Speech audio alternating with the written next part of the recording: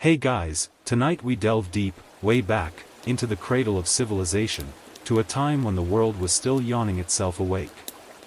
We're off to ancient Mesopotamia, the land between the rivers. To explore the everyday rhythms of life, what people ate, what they wore, and how they managed to have a bit of fun when they weren't, inventing writing or building ziggurats. You're about to walk the dusty streets of cities like Ur and Babylon, long before they were just legendary names in a history book. Picture yourself there, the sun just beginning to paint the sky. The air thick with the smell of wood smoke and damp earth. You can almost hear the first bleating of goats and the distant murmur of voices. It's a world so removed from our own, yet humming with the same daily human dramas. Frankly, given the distinct lack of modern plumbing and antibiotics, you probably won't survive this. At least not with your current delicate sensibilities intact. But hey, that's what imagination is for, right? So, before you get comfortable, take a moment to like the video and subscribe channel. History for sleep, but only if you genuinely enjoy what I do here. Let me know in the comments where you're listening from and what time it is in your corner of the world. It's always fascinating to see how far these stories travel. Now, dim the lights, maybe turn on a fan for that soft background hum, and let's ease into tonight's journey together. The first hint of light, a fragile, pearly luminescence, is just beginning to seep over the flat horizon, pushing back the deep indigo of the Mesopotamian night. You stir. Not because of an alarm clock, those are millennia away, a fantastical dream nobody is yet capable of dreaming, but because of the subtle shift in the air, the distant, almost imperceptible sounds that signal the city of Ur is beginning to rouse itself. You're lying on a reed mat, perhaps a slightly thicker one if your family has a bit more status. Laid out on the cool, packed earth floor of your home. If you're among the majority, your house is a fairly simple affair, built from sun-dried mud bricks. These bricks, a true cornerstone of Mesopotamian life, pun absolutely intended, you're welcome, were made from the plentiful clay found between the Tigris and Euphrates rivers. Mixed with straw or animal dung for strength, and then left to bake hard under the relentless sun. Your walls are thick. Good for keeping out the worst of the summer heat and the surprising chill of winter nights. The roof above you is likely flat, made of wooden beams overlaid with reeds and mud. A space often used for sleeping during the hottest months, or for drying dates and other goods. There are no expansive glass windows, openings are small, designed more for ventilation than for views. Perhaps covered with a wooden lattice or a simple reed screen. Light is a precious commodity indoors. As you sit up, the air inside is still cool from the night. You might share this 1 or 2 room space with your entire immediate family, parents, siblings, maybe even a grandparent. Privacy, as we understand it, is a luxury yet to be widely invented. The concept of a personal bedroom? Hilarious. You'd be lucky to have a designated corner. A gentle snuffling sound from nearby reminds you that sometimes, if a prized goat or sheep was unwell or heavily pregnant, it might even share the indoor space for the night. Talk about a full house. Your first task, even before fully shaking off sleep, is likely related to hygiene, though it's a far cry from our morning showers. You might splash your face and hands with water from a clay jar, stored in a corner. This water was laboriously hauled from the nearby canals or the river itself, a daily chore, usually for the women and children of the household. Historians still argue whether the average Mesopotamian was more concerned with ritual purity or practical cleanliness when it came to their washing habits, but either way, water was essential.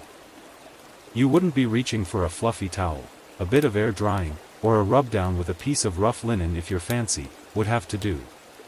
Now, if you were one of the truly impoverished, or perhaps lived in the marshy southern regions, your dwelling might be even simpler, a temporary structure made of bundled reeds, arched over to form a tunnel-like hut, plastered with mud. Surprisingly resilient, these sarifas were quick to build and rebuild, especially useful in areas prone to flooding. Imagine waking up with the scent of damp reeds and the lapping of water not too far from your doorstep. It's a bit like rustic camping, but, you know, it's your actual house. The sounds of the city are growing. A donkey brays somewhere down the narrow, winding alley that serves as your street. The alleyways of UR are unpaved, dusty in the dry season, and muddy when it rains. There's no organized sanitation system, so refuse, food scraps, broken pottery, and other household waste often ends up in the street or in designated refuse pits. If the neighborhood is particularly organized, the smell, let's be honest, would take some getting used to. Your modern nose would be in for a serious shock. One quirky tidbit is that street levels in ancient Mesopotamian cities gradually rose over centuries, as new layers of debris and rebuilt houses accumulated. You're literally walking on layers of history, and also, well, garbage. A dog barks. Dogs were common, kept for hunting, herding, and guarding. You might hear the lowing of cattle being driven out to pasture beyond the city walls, or the cooing of pigeons, which were kept for their meat and eggs.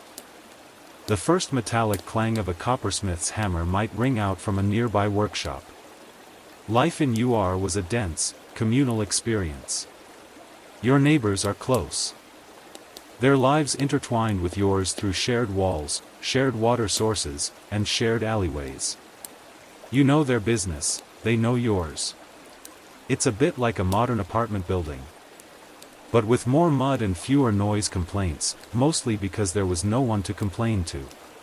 Your family begins to stir around you.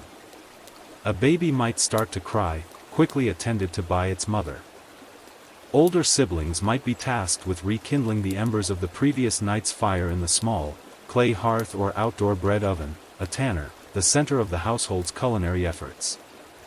Smoke begins to curl from openings in roofs across the neighborhood, a visual signal that the city is truly coming alive. The mainstream historical fact is that Mesopotamian cities like UR were some of the earliest true urban centers in the world, bustling with tens of thousands of inhabitants even as far back as the 3rd millennium BCE. These weren't just villages, they were complex societies with organized labor, social hierarchies, and a vibrant, if somewhat odorous, daily life. You stretch, feeling the coolness of the morning on your skin. You're probably wearing a simple linen kilt or tunic, the same clothes you slept in. Laundry day wasn't a casual affair with a washing machine, it involved a trip to the river or canal, a lot of scrubbing with abrasive sand or perhaps some form of early soap made from ash and fat, and then laying garments out on bushes or rocks to dry. So, clothes were worn for multiple days, and personal aroma was distinct. The thought of the day ahead begins to form. If you're a young boy, you might be preparing for a day of learning at the Aduba, the tablet house, if your family can afford it and has aspirations for you to become a scribe. If you're a girl, your day will likely be filled with domestic chores, learning from your mother how to grind grain, bake bread, weave cloth, and manage a household, essential skills for your future. If you're an adult male, your occupation dictates your morning, a farmer heading to the fields outside the city walls, a craftsman to his workshop, a merchant to the marketplace, or perhaps a priest or temple worker preparing for morning rituals. But before any of that, there's the matter of the first meal of the day, and the preparation that entails. The sounds from your own small courtyard, if you have one, or the shared space around your home, increase. The rhythmic thud of a pestle in a stone mortar as grain is ground. The chatter of your mother discussing plans with a neighbor. The general hubbub of a world shaking off sleep and readying itself for the labors and small joys of another day under the Mesopotamian sun. The air is still relatively fresh, carrying the scent of damp earth, wood smoke, and perhaps the faintest hint of the distant, life-giving rivers. You take a deep breath. Another day in ancient UR has begun. And you're right in the thick of it, a tiny, living thread in the vast, ancient tapestry of human existence. The sun is climbing. Its rays now touching the tops of the taller mud brick houses and the distant, imposing silhouette of the city ziggurat, a man-made mountain dedicated to the city's patron deity. It's a constant reminder of the gods who watch over your life, and perhaps, if you're being cynical before your first beer of the day, the gods who demand a hefty portion of your hard-earned grain. The cool morning air you breathed in just moments ago is now starting to carry more distinct, and frankly, more appealing aromas than just damp earth and distant livestock. As you move from your sleeping mat, perhaps helping to roll it up and store it against a wall to free up precious living space, the promise of the first meal of the day. Your Mesopotamian morning munchies begins to dominate your senses. Your stomach, untroubled by late-night snacking on processed cheese curls, a distant, unimaginable horror, rumbles with honest hunger. The efforts of rekindling the hearth, whether it's a simple depression in the floor or a slightly more structured clay oven in your small courtyard, are now paying off. The soft glow of the fire is a welcoming sight, and the air around it is already warmer, tinged with the scent of burning dried reeds or scarce wood. Your mother, or perhaps an older sister, is likely already busy. The rhythmic grinding you heard earlier was the sound of barley or emmer wheat being processed. Forget your pre-packaged, quick-cook oatmeal, here. Making porridge is an art form born of necessity. The grain, stored in clay jars to protect it from pests, mostly, is first coarsely ground using a saddle quern, a large, slightly concave stone over which a smaller rubbing stone is pushed back and forth. It's hard work, often starting before dawn. And it's a sound that forms the daily soundtrack of every Mesopotamian household. You might even take a turn at the quern yourself if you're old enough, developing some serious arm muscles in the process. No need for a gym membership when your breakfast demands a pre-dawn workout. The most common breakfast, the fuel for your ancient Mesopotamian day, is a hearty porridge. This isn't some bland, watery gruel, well, not always. It would typically be made from barley, the absolute staple cereal of Mesopotamia due to its resilience in sometimes saline soils. The coarsely ground barley flour, or ninda, is mixed with water and simmered over the fire in a sturdy clay pot until thick and, hopefully, somewhat smooth. To make it more palatable, a few things might be added if the family's resources allow. A handful of dried dates, chopped roughly, could provide a touch of sweetness. Perhaps a drizzle of date syrup, that rich, dark nectar that was the ancient world's go-to sweetener before sugarcane became widespread. If you were very lucky, a dollop of ghee, clarified butter, or sesame oil might be stirred in for richness and extra calories. Historians still argue whether the average Mesopotamian diet was sufficiently varied to provide all essential nutrients, or if periods of scarcity led to widespread deficiencies. Considering the reliance on a few staple crops, it's a valid question. Alongside the porridge, flatbreads are a must. These are simple, unleavened breads, typically made from barley or wheat flour, mixed with water and a pinch of salt if available, then shaped into rough circles or ovals. You'd see them being slapped onto the hot inner wall of that tanner oven you might have, where they cook quickly, puffing up slightly and developing a satisfyingly charred exterior. Or, they might be cooked on a hot flat stone or a clay griddle placed over the embers. The smell of baking bread, even the simplest kind, is a universally comforting aroma, and it's no different here, thousands of years in the past. You tear off a piece of this warm, slightly tough bread and use it to scoop up your porridge. Spoons exist, made of wood or pottery, but using bread as an edible utensil is efficient, and frankly, rather satisfying. No washing up the cutlery, just eat it. That's efficiency I can get behind. And what do you wash all this down with? Water, certainly, carefully conserved. But the ubiquitous beverage, consumed by everyone from the king on his throne to the laborer in the fields, from breakfast onwards, is beer. Yes, beer for breakfast. Before you get too excited and imagine a morning pint of your favorite IPA, Mesopotamian beer, or Cass, was quite different from what we know today. It was typically made from barley or emmer wheat. often through a process involving beer bread, or barter, which was a type of twice-baked, slightly germinated barley cake that could be stored and then crumbled into water to ferment. The resulting brew was generally thick, somewhat like a nourishing gruel itself, cloudy, and often needed to be drunk through a reed straw to filter out husks and other solids. It was also generally low in alcohol content, probably more akin to a modern near beer or a very light ale, making it a safer and more nutritious alternative to potentially contaminated water sources. A mainstream historical fact is that beer was a fundamental part of the Mesopotamian diet and economy. Workers often received daily rations of beer as part of their wages. Imagine your boss handing you a six-pack along with your paycheck. Different times, my friends, different times. So, you're sitting there, on the floor or perhaps on a low clay bench, with your bowl of porridge and your piece of flatbread, sipping your slightly sour, slightly lumpy beer. It's not a gourmet meal by 21st century standards, but it's warm, filling, and provides the energy needed for the day ahead. Around you, your family is doing the same.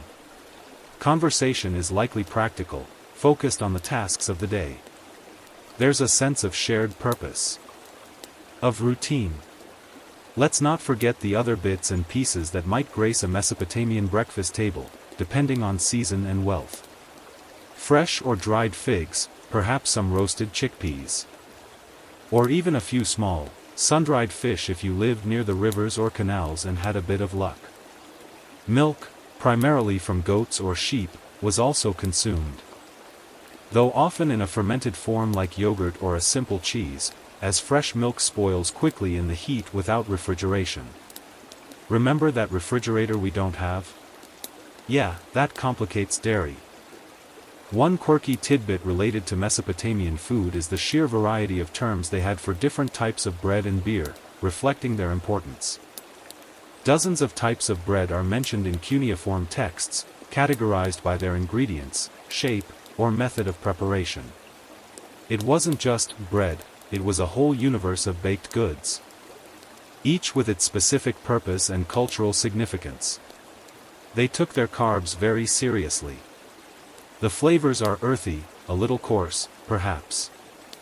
The sweetness of the dates in your porridge is a welcome counterpoint to the slightly tangy beer. You eat slowly, deliberately.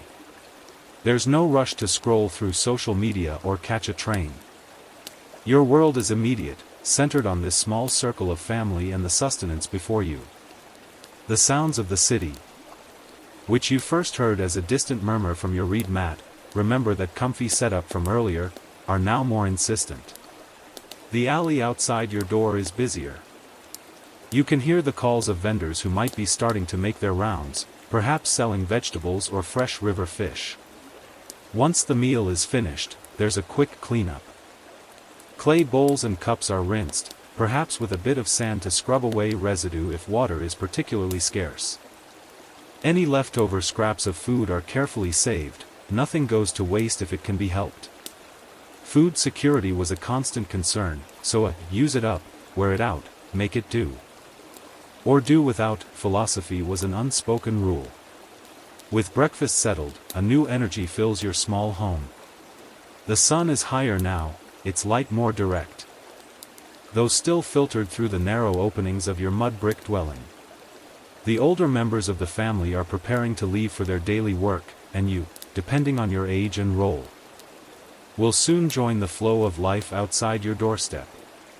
The city of Ur, now fully awake and fueled by its morning barley and beer, is ready to get down to business, and so are you.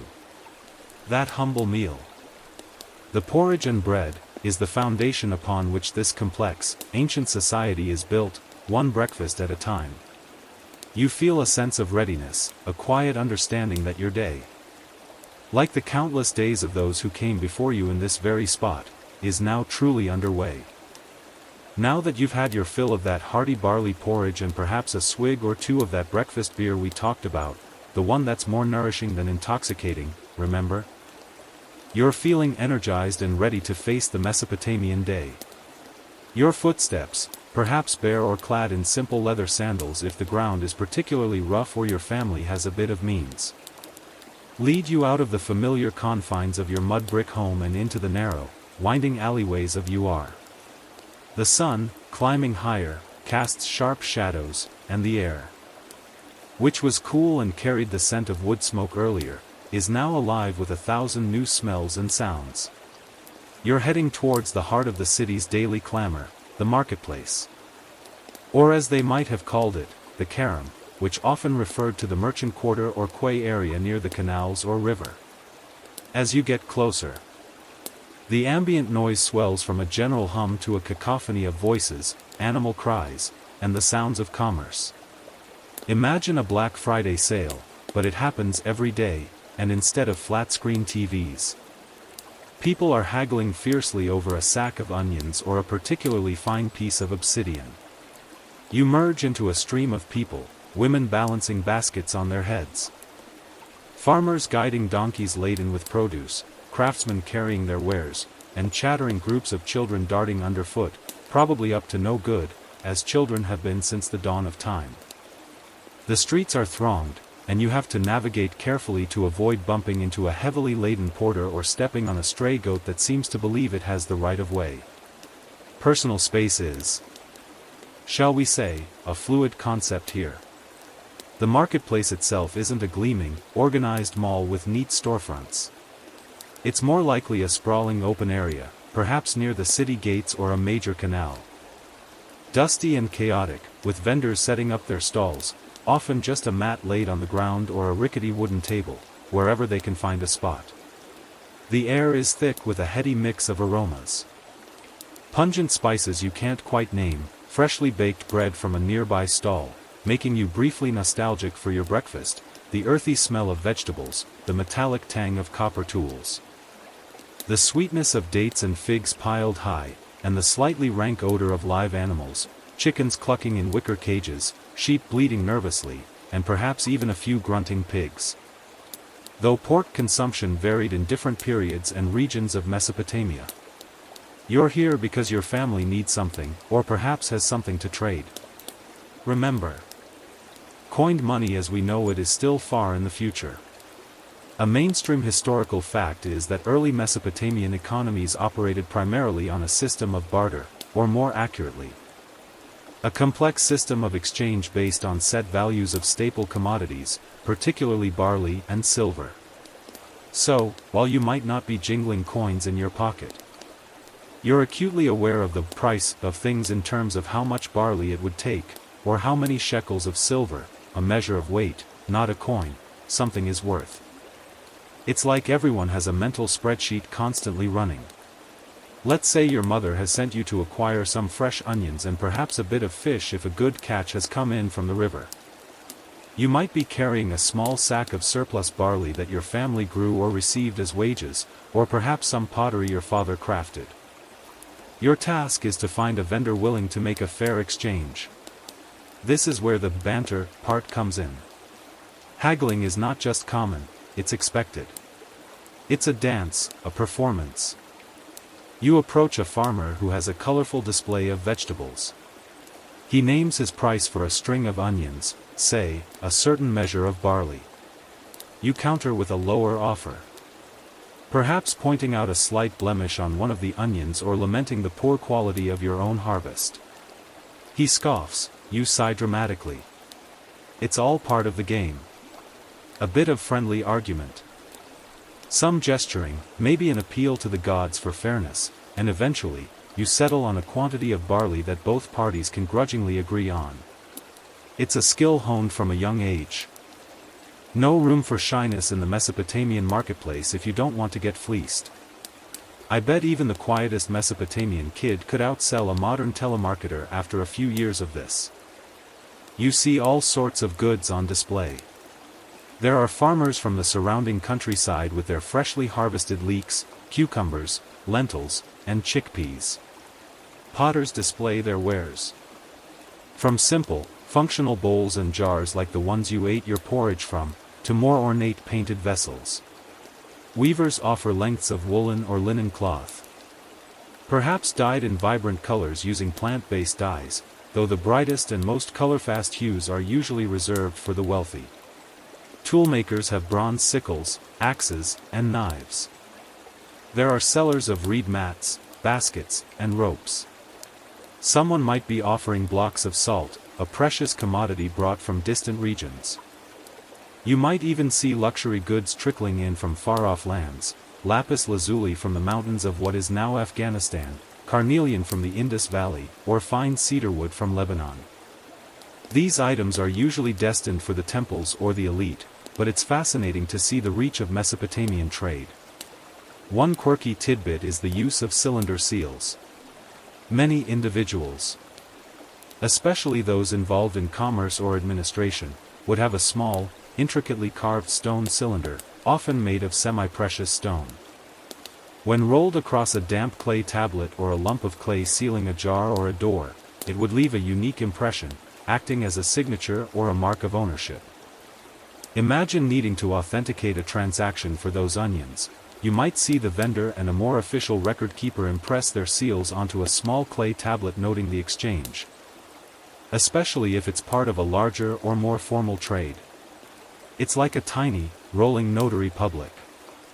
And some of the carvings are incredibly detailed and beautiful, miniature works of art for everyday bureaucracy. As you wander, looking for the fish vendor, you notice the presence of temple personnel. Temples in Mesopotamian cities were not just places of worship, they were also major economic institutions. They owned vast tracts of land, employed large numbers of people, and were involved in the production and redistribution of goods. Historians still argue about the precise extent to which the temple controlled the economy versus private enterprise, but their significant role is undeniable. You might see temple scribes meticulously recording deliveries of grain or livestock, or overseers managing temple-owned workshops that produce textiles or processed agricultural goods. Some of the larger transactions in the marketplace, especially those involving significant quantities of goods or land, might be witnessed or formally recorded by temple officials to ensure fairness and prevent disputes. They were the original big businesses, and probably had the cuneiform equivalent of a very stern accounting department. You finally spot the fish vendor, his stall near a canal offshoot, shaded by a makeshift awning of reeds. The smell is unmistakably fishy, but in a good, fresh way. He has a selection of river fish, perhaps carp or catfish, laid out on wet reeds. Again, the bartering process begins. Fish is a bit more perishable, so the negotiations might be quicker, the prices fluctuating more based on the day's catch. You examine the fish, checking for clear eyes and firm flesh. Skills your mother has drilled into you. You offer a small terracotta pot your father made, known for its sturdy craftsmanship. The fisherman inspects it, taps it, and after a bit of back and forth, you agree on an exchange for a decent-sized string of fish. Success. Your family will eat well tonight. The marketplace is also a social hub. People don't just come here to trade, they come to meet, to gossip, to hear news from travelers or from different parts of the city. You overhear snippets of conversation, complaints about the price of barley, news of a recent festival, rumors about a new decree from the palace, or perhaps hushed whispers about omens and portents. It's the city's information superhighway, long before fiber optics. You might bump into a cousin or a neighbor, exchange a few pleasantries, and share any interesting tidbits you've picked up. It's a vibrant, living organism, this marketplace, fueled by human need and human interaction. The sun is now higher and hotter. The initial bustle might be slightly subsiding as people complete their morning errands before the worst of the midday heat sets in. You carefully carry your newly acquired onions and fish, navigating your way back through the thinning crowds, your mind already anticipating the preparation of the evening meal. The experience of the carom lingers, the sights, the sounds, the smells. The subtle art of negotiation. It's a world away from clicking add to cart, a direct, sensory, and deeply human way of engaging with the economy and the community. You've played your small part in the intricate dance of supply and demand that keeps the city of UR alive and thriving, all before what we'd consider lunchtime. And you didn't even have to deal with a self-checkout machine. Small mercies, eh? Having successfully navigated the bustling marketplace, that chaotic symphony of smells and sounds we just waded through, and secured your onions and fish, you make your way back through the labyrinthine alleys of Ur. The sun, as we've established, is making its presence known, and you're probably a little dusty from your commercial excursion. As you walk, or perhaps even back in the thick of the bazaar, you can't help but notice the people around you, not just what they're doing, but what they're wearing. Or, in some cases, what they're not wearing. Mesopotamian fashion, especially in the earlier Sumerian period, was often a masterclass in making the most of what you had. And it certainly wasn't about fast fashion or seasonal trends dropped by Instagram influencers. Let's start with the basics, with what you, an average inhabitant of Ur, are likely sporting.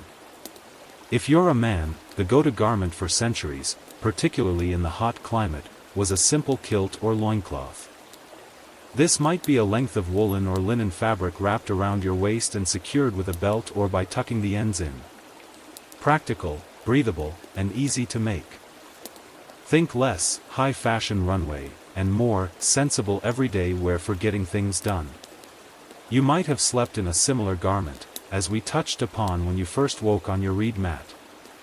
For laborers, farmers, and soldiers, this often remained the primary attire.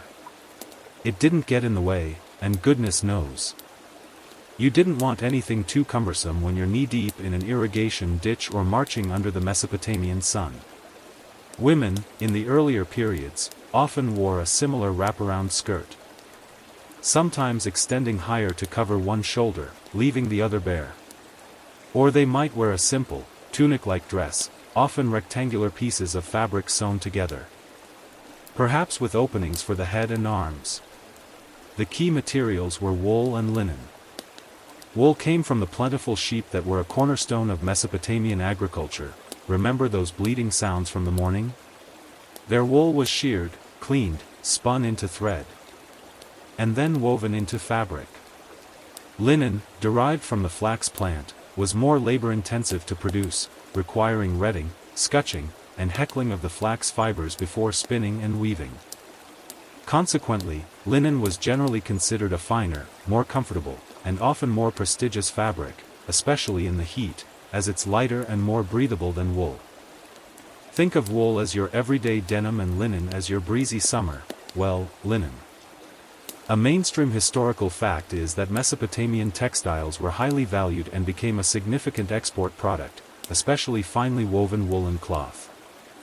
The skill of Mesopotamian weavers was renowned, and texts record intricate patterns and a wide variety of cloth qualities. So, while your daily wear might be pretty basic, the society as a whole was capable of producing some seriously high-end fabrics. Now, as time progressed, particularly into the Akkadian, Babylonian, and Assyrian periods, clothing styles became more elaborate, especially for those with a bit more wealth or status. You start seeing longer robes, tunics with sleeves, and more voluminous garments, often adorned with fringes, tassels, and decorative borders. One of the most iconic Mesopotamian garments, often depicted in art, is the kaunakes. Historians still argue about exactly what a kaunakes was made of and how it looked. Some depictions show it as a kind of fleecy or tufted skirt or robe, possibly made from sheepskin with the fleece still attached, or perhaps a woven fabric with loops or tufts sewn on to imitate fleece. It gives the wearer a rather distinctive, almost sheep-like silhouette. Perhaps it was warm, perhaps it was a status symbol, or perhaps they just really liked sheep. Whatever the reason, it's a look that screams ancient Mesopotamia. Color was also a factor. While many everyday garments were likely left in their natural, undyed shades of off-white, beige, or brown, dyeing techniques existed. Reds, yellows, blues, and greens could be achieved using plant extracts, insects, and minerals. However, vibrant, lasting colors were expensive and time-consuming to produce. So brightly colored clothing was generally a sign of wealth and importance. Imagine the king or high priest decked out in richly dyed robes. A stark contrast to the more muted tones of the general populace. It's an ancient form of peacocking. Proving your status by proving you can afford to spill the ancient equivalent of a very expensive bottle of wine on your threads without a second thought. What about undergarments? Well, that's a bit more speculative. For most people, the outer garment was likely the only garment.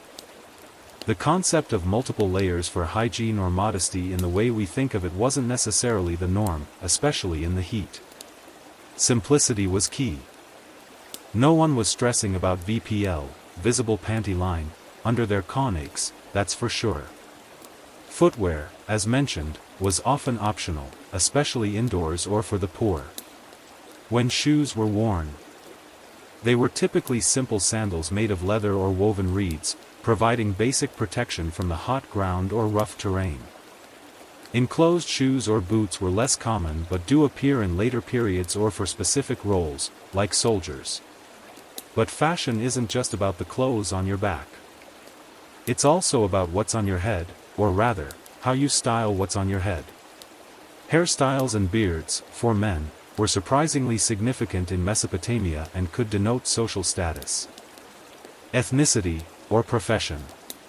Men, particularly those of higher status, are often depicted with long, elaborately curled hair and equally impressive square-cut or curled beards. We're talking intricate arrangements, possibly involving oils, resins, and even heated tongs, an early form of curling iron, perhaps, to achieve the desired effect. Assyrian kings, for example, are famous for their meticulously coiffed beards, which look like they required a team of stylists and several hours to perfect. It was a serious statement of power and masculinity. Think of it as the ancient world's most elaborate grooming ritual. You thought your beard oil routine was complex? Amateurs. Priests often had shaved heads, perhaps as a sign of purity or devotion. Conversely, slaves might have their heads shaved or marked in a particular way to indicate their status. Women's hairstyles also varied, from long and flowing to elaborately braided and pinned up, sometimes incorporating ribbons, beads, or metal ornaments.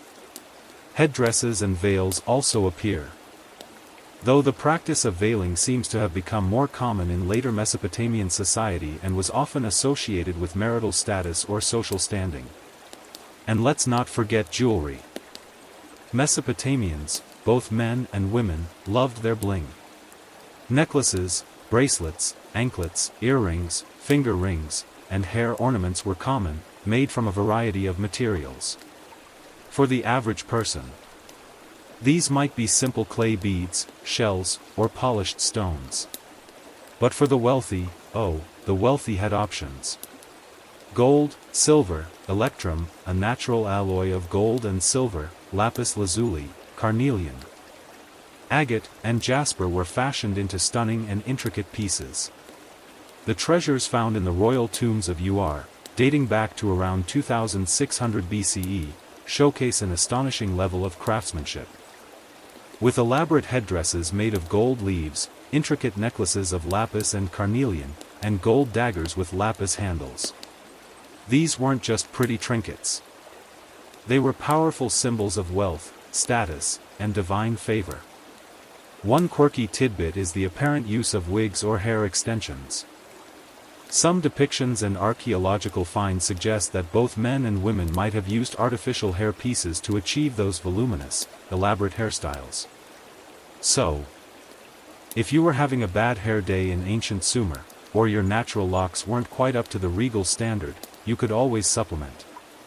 It's comforting to know that the desire for a fuller, more fabulous hairdo is a timeless human concern.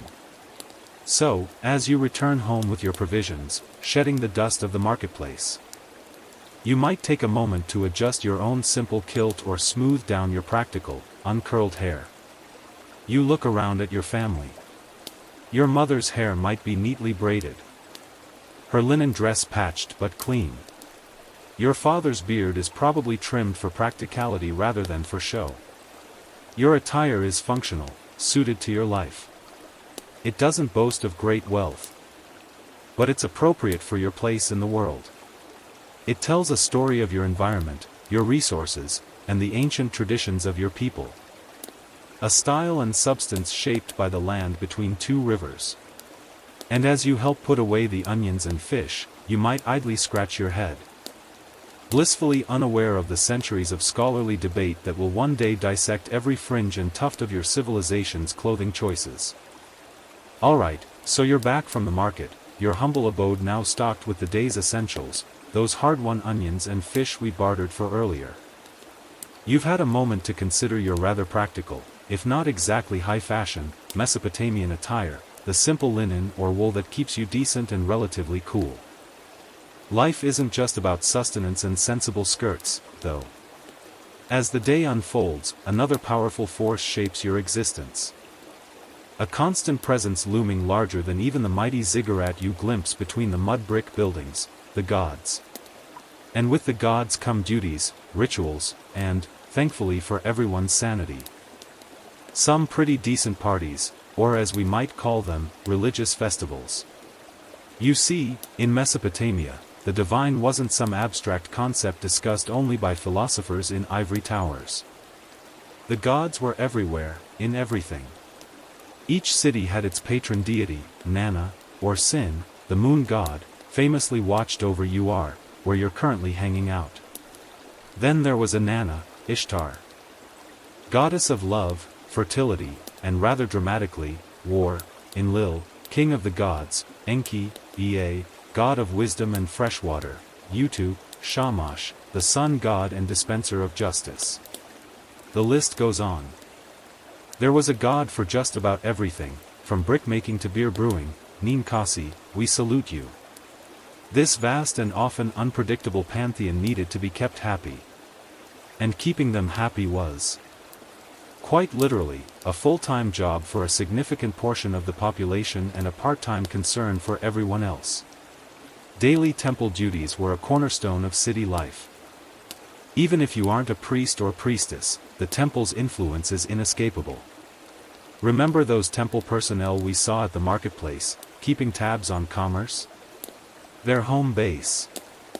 The temple complex isn't just a place of worship, it's a sprawling economic and administrative hub.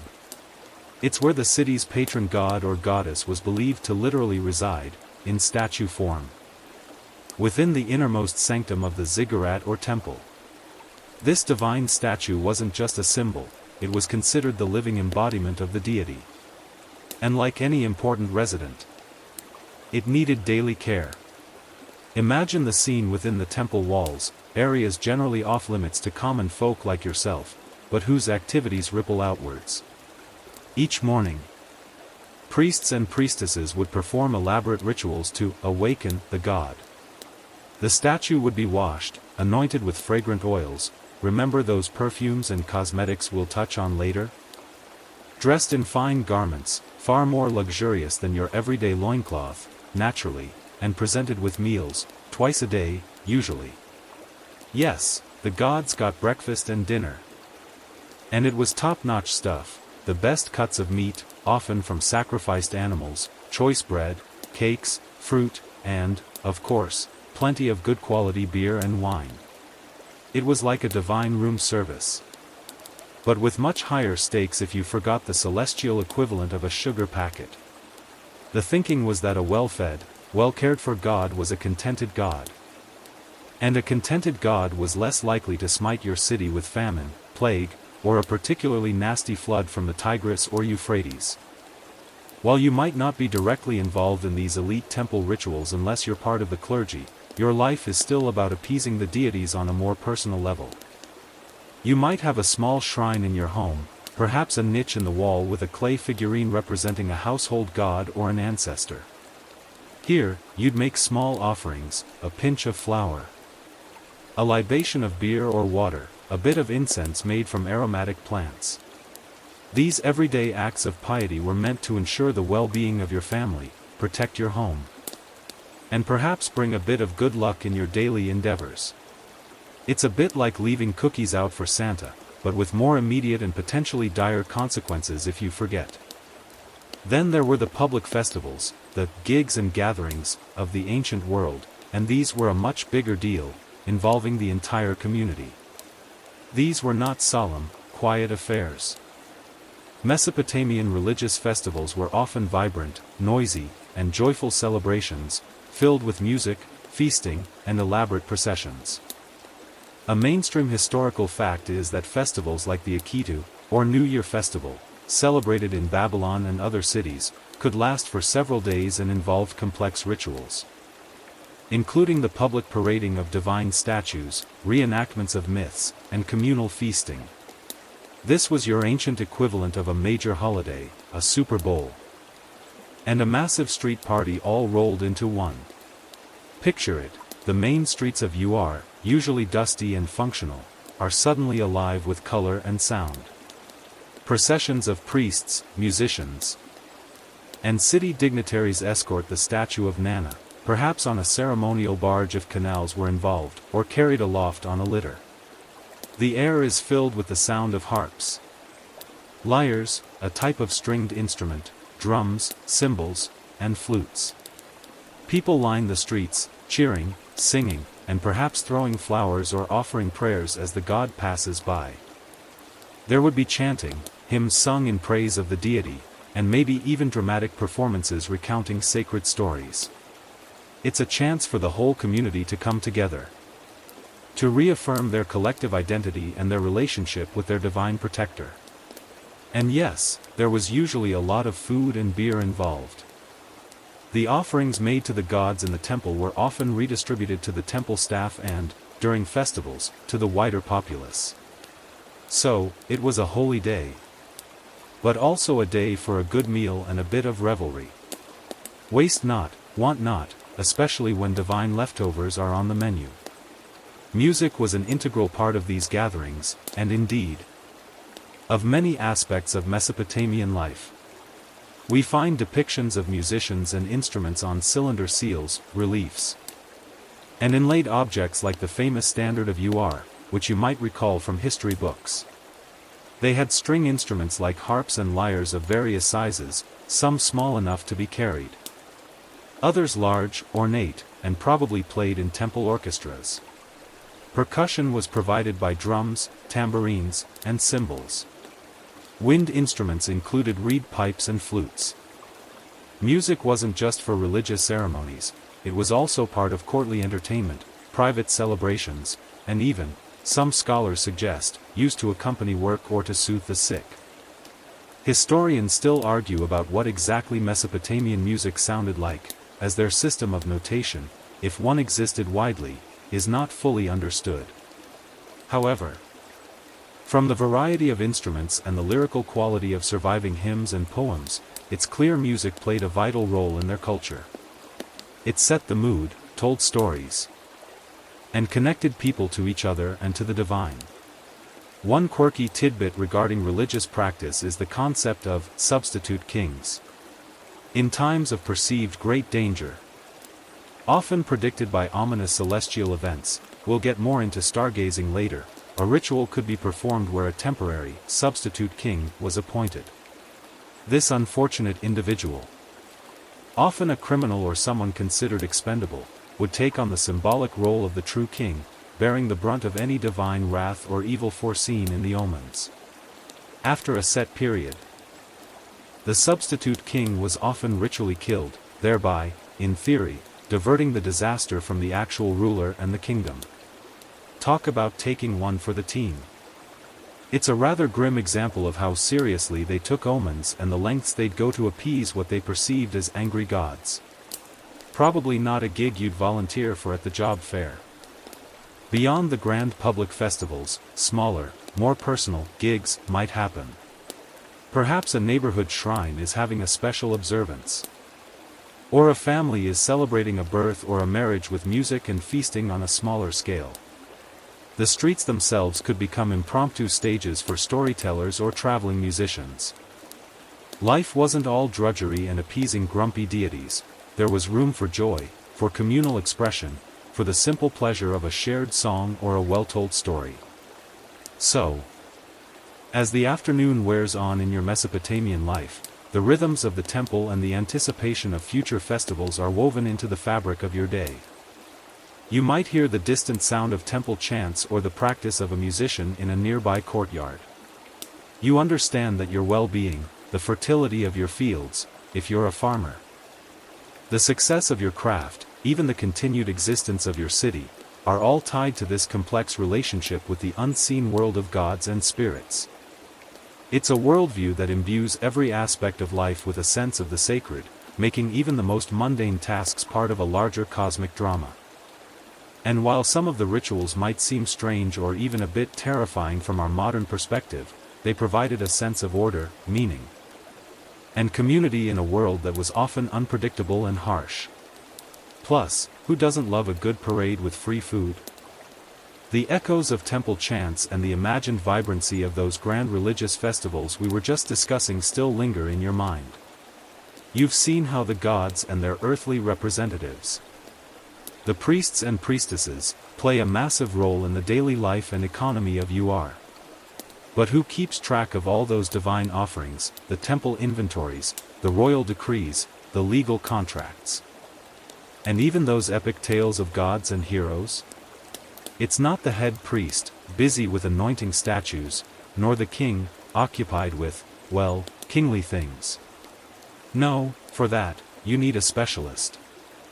Someone whose currency is not barley or silver, but symbols meticulously pressed into clay. You need a scribe. And their work, my friend, is literally about scratching out a living.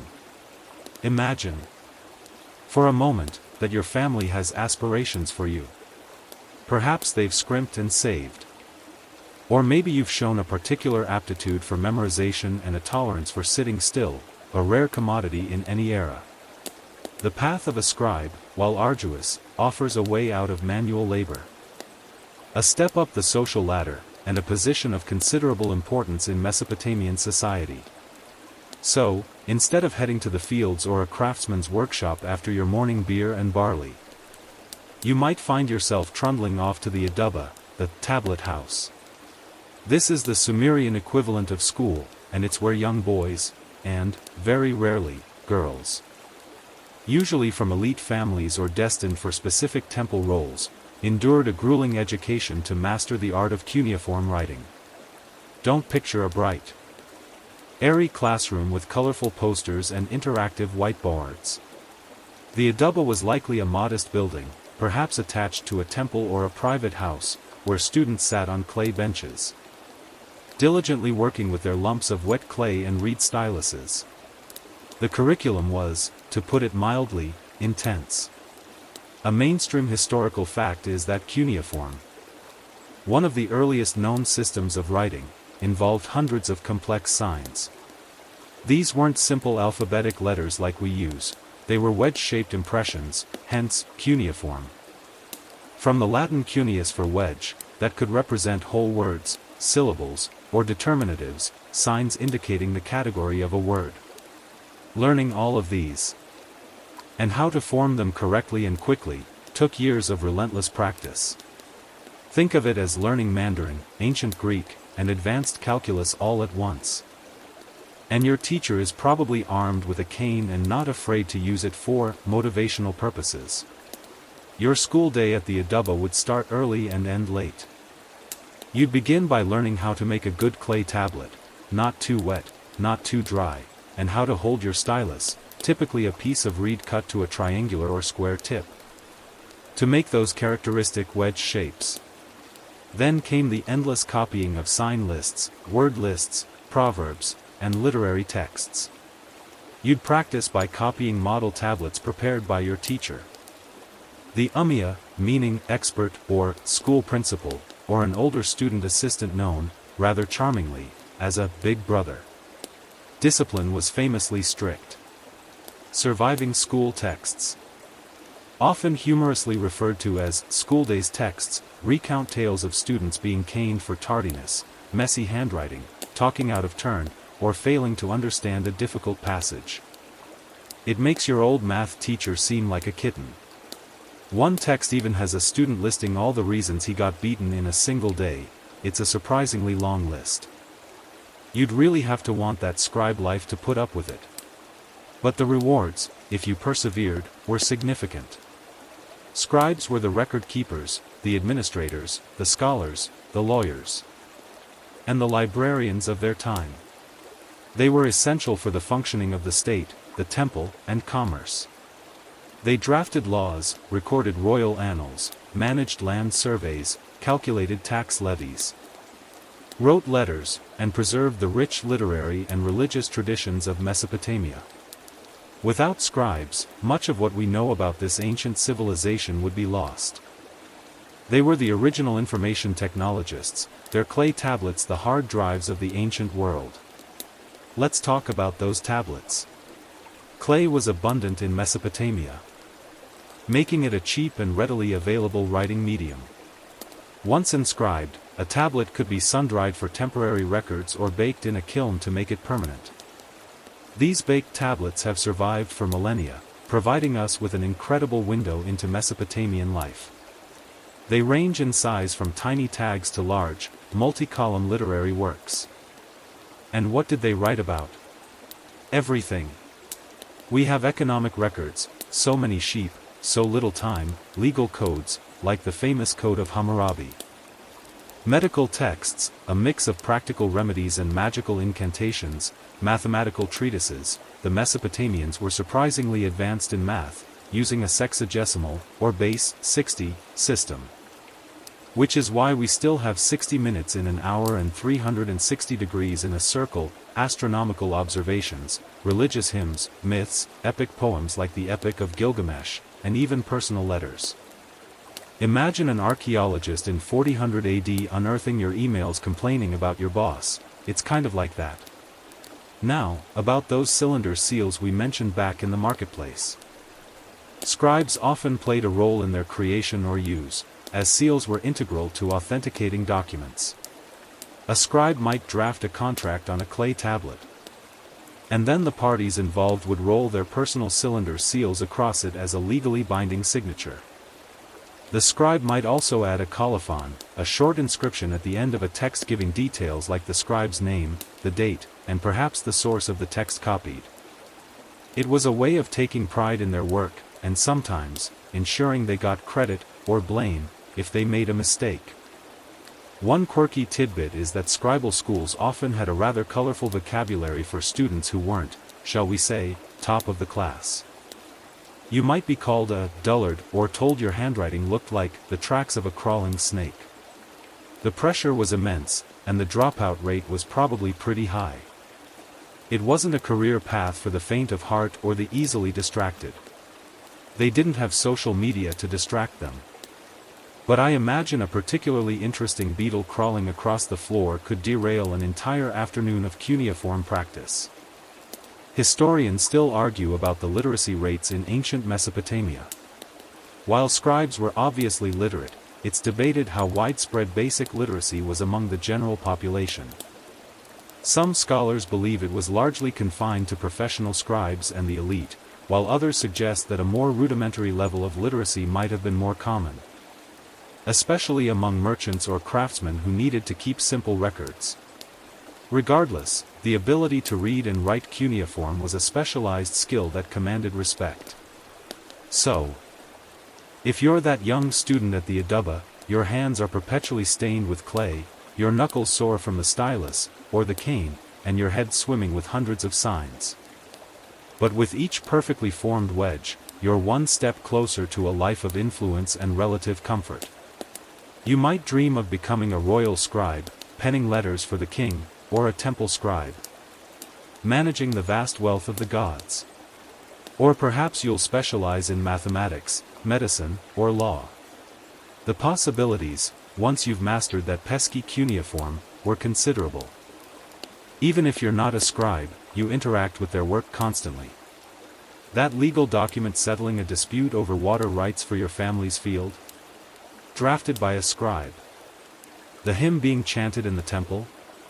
Copied and preserved by generations of scribes. The story of Gilgamesh searching for immortality that a traveling storyteller might recount in the evening?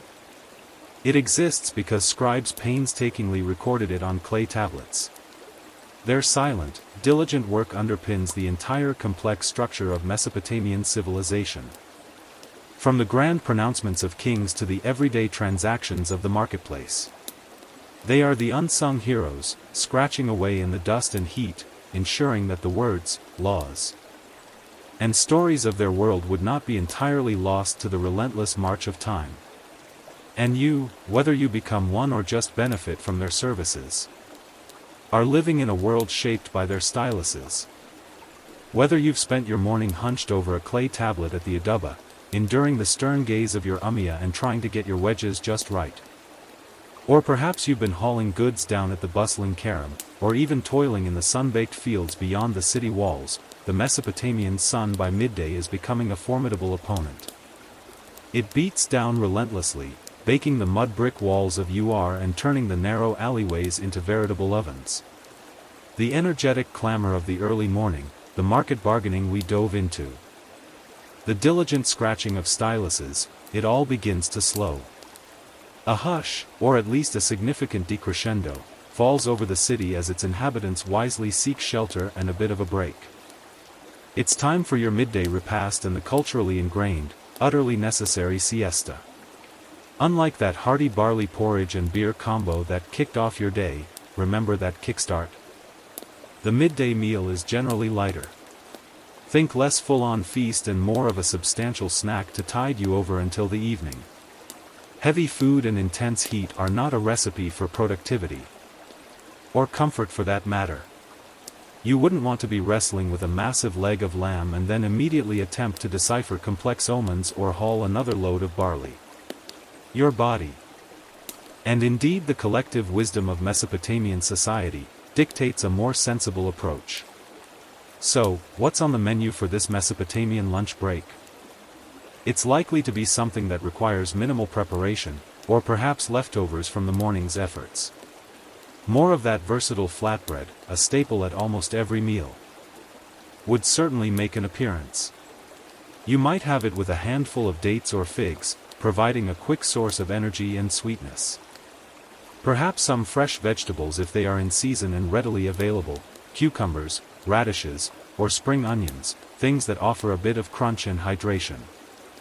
If your family had a successful fishing trip or market run, like your onion and fish haul from earlier, though that's likely destined for a more substantial evening meal, you might have a small piece of grilled or dried fish. Cheese, a simple, fresh type made from goat or sheep milk, could also be part of this lighter fare, perhaps crumbled onto your bread. Olives, if available, though more common in regions to the west, they did make their way to Mesopotamia, might add a salty tang. And to drink? More beer, of course. Though again, this is the relatively low alcohol, nourishing variety, serving as much for hydration and calories as for any kind of midday buzz. Or just plain water. Carefully drawn from the well or canal and stored in porous clay jars that help keep it surprisingly cool through evaporation. Forget your iced lattes or sugary sodas, this is hydration. Ancient style. This meal isn't usually a big family sit-down affair like breakfast might have been, or dinner will be. It's often eaten more individually, wherever you happen to be when the heat peaks. If you're a laborer in the fields, you might find a sliver of shade under a date palm. If you're a craftsman, you might just pause in your workshop. If you're that diligent scribe in training, you might munch on your bread and dates in a quiet corner of the Aduba courtyard before the big brother spots you and assigns more signs to memorize. The point is to refuel quickly and then get out of the sun. Which brings us to the siesta. A mainstream historical fact is that in many ancient, and modern, cultures in hot climates, taking a break during the hottest part of the day was, and is, standard practice. Mesopotamia was no exception. From roughly noon until mid-afternoon, when the sun is at its most ferocious, the city of Ur would quiet down significantly. Shops might close, work in the fields would pause, and even the normally bustling temple precincts would see reduced activity. It's a communal acknowledgement that sometimes, the best way to deal with an overwhelming force of nature like the Mesopotamian sun is simply to surrender to it for a few hours. Where do you take this siesta? If you're at home, you'd retreat into the relative coolness of your mud brick house. Remember those thick walls and small windows we talked about when you first woke up? They come into their own now, helping to keep the interior significantly cooler than the blazing outdoors.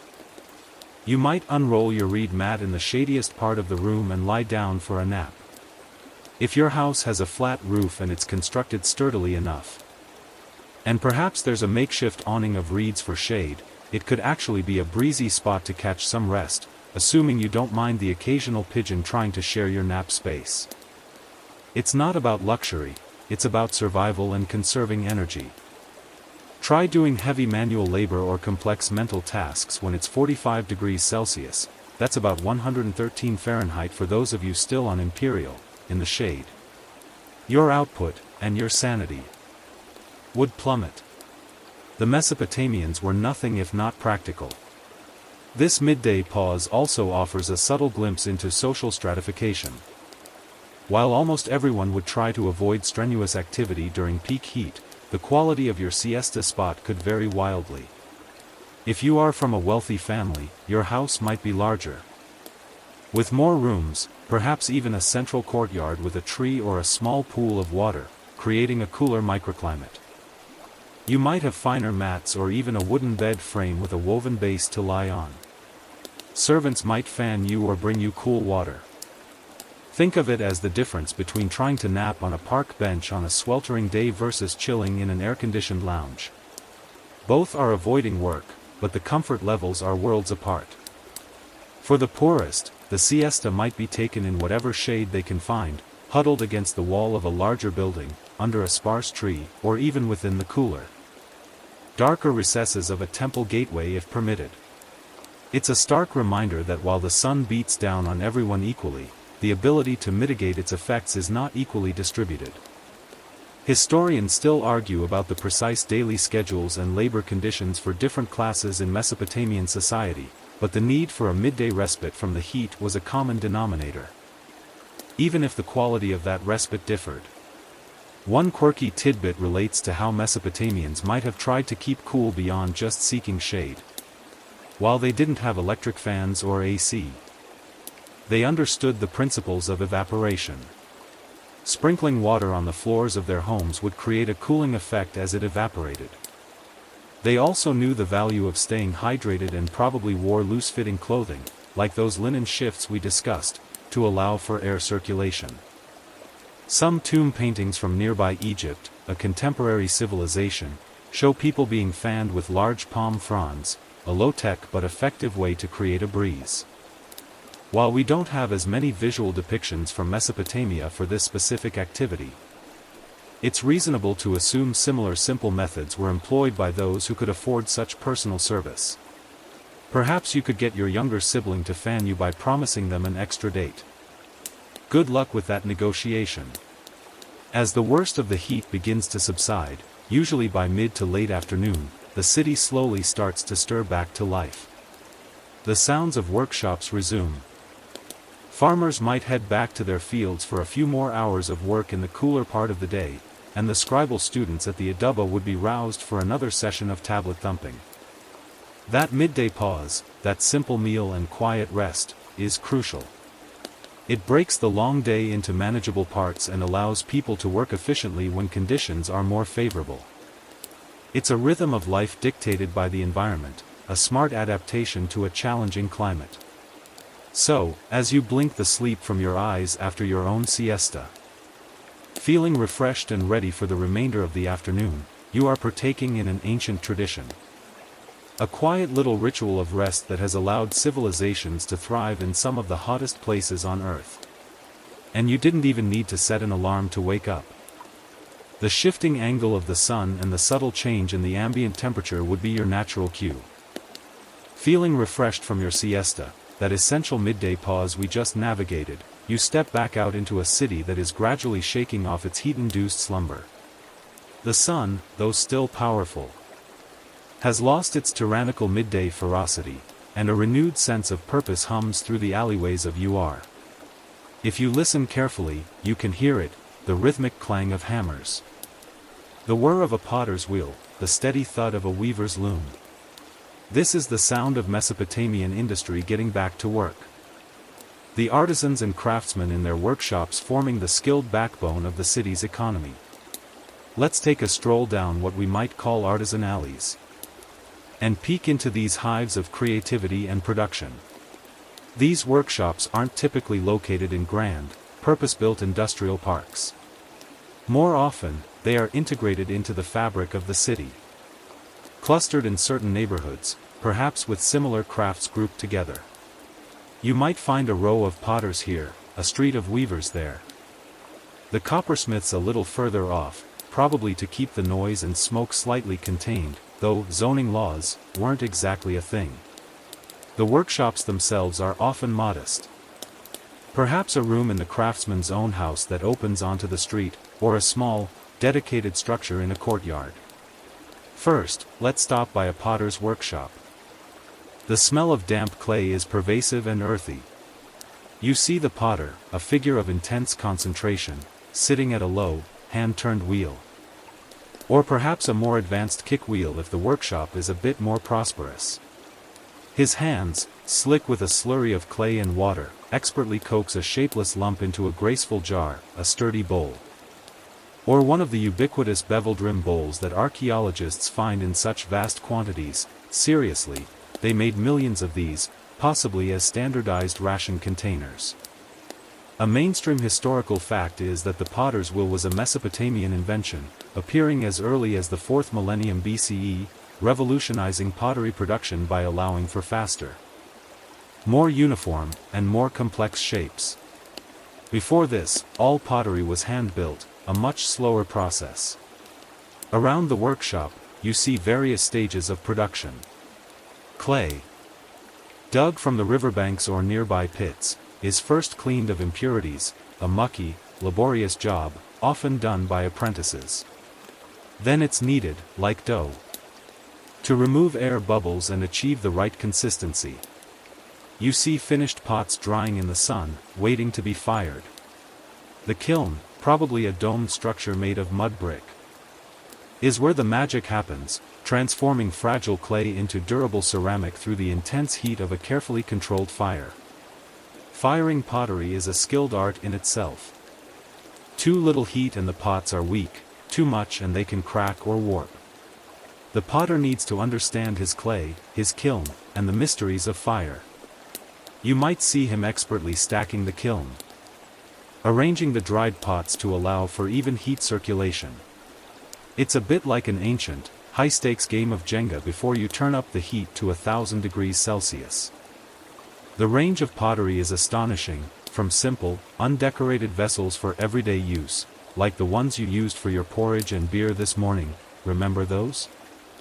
To more elaborate pieces decorated with incised patterns, painted designs, or applied ornamentation. These finer wares might be destined for the temple, the palace, or for wealthier households. Every household needs pottery, for storing grain, water, and beer, for cooking, for eating and drinking. The potter is an essential craftsman, his work underpinning daily life. Now, let's move on. A little further down the alley, where the rhythmic clang-clang thump tells you a metallurgist is at work. This workshop is hotter, filled with the roar of a furnace and the sharp scent of burning charcoal and molten metal. Here, craftsmen are working with copper and, later, bronze, an alloy of copper and tin. Tin was not locally available in Mesopotamia and had to be imported from distant lands, like modern-day Afghanistan or Turkey, making bronze a more valuable and prestigious material. You see an apprentice vigorously working a pair of bellows, probably made of animal skins, to force air into the furnace, raising the temperature high enough to melt the metal ores. The master smith, his face grimy and streaked with sweat, carefully pours the glowing, molten metal from a crucible into a clay or stone mold. Sparks fly, and the heat is intense even from a distance.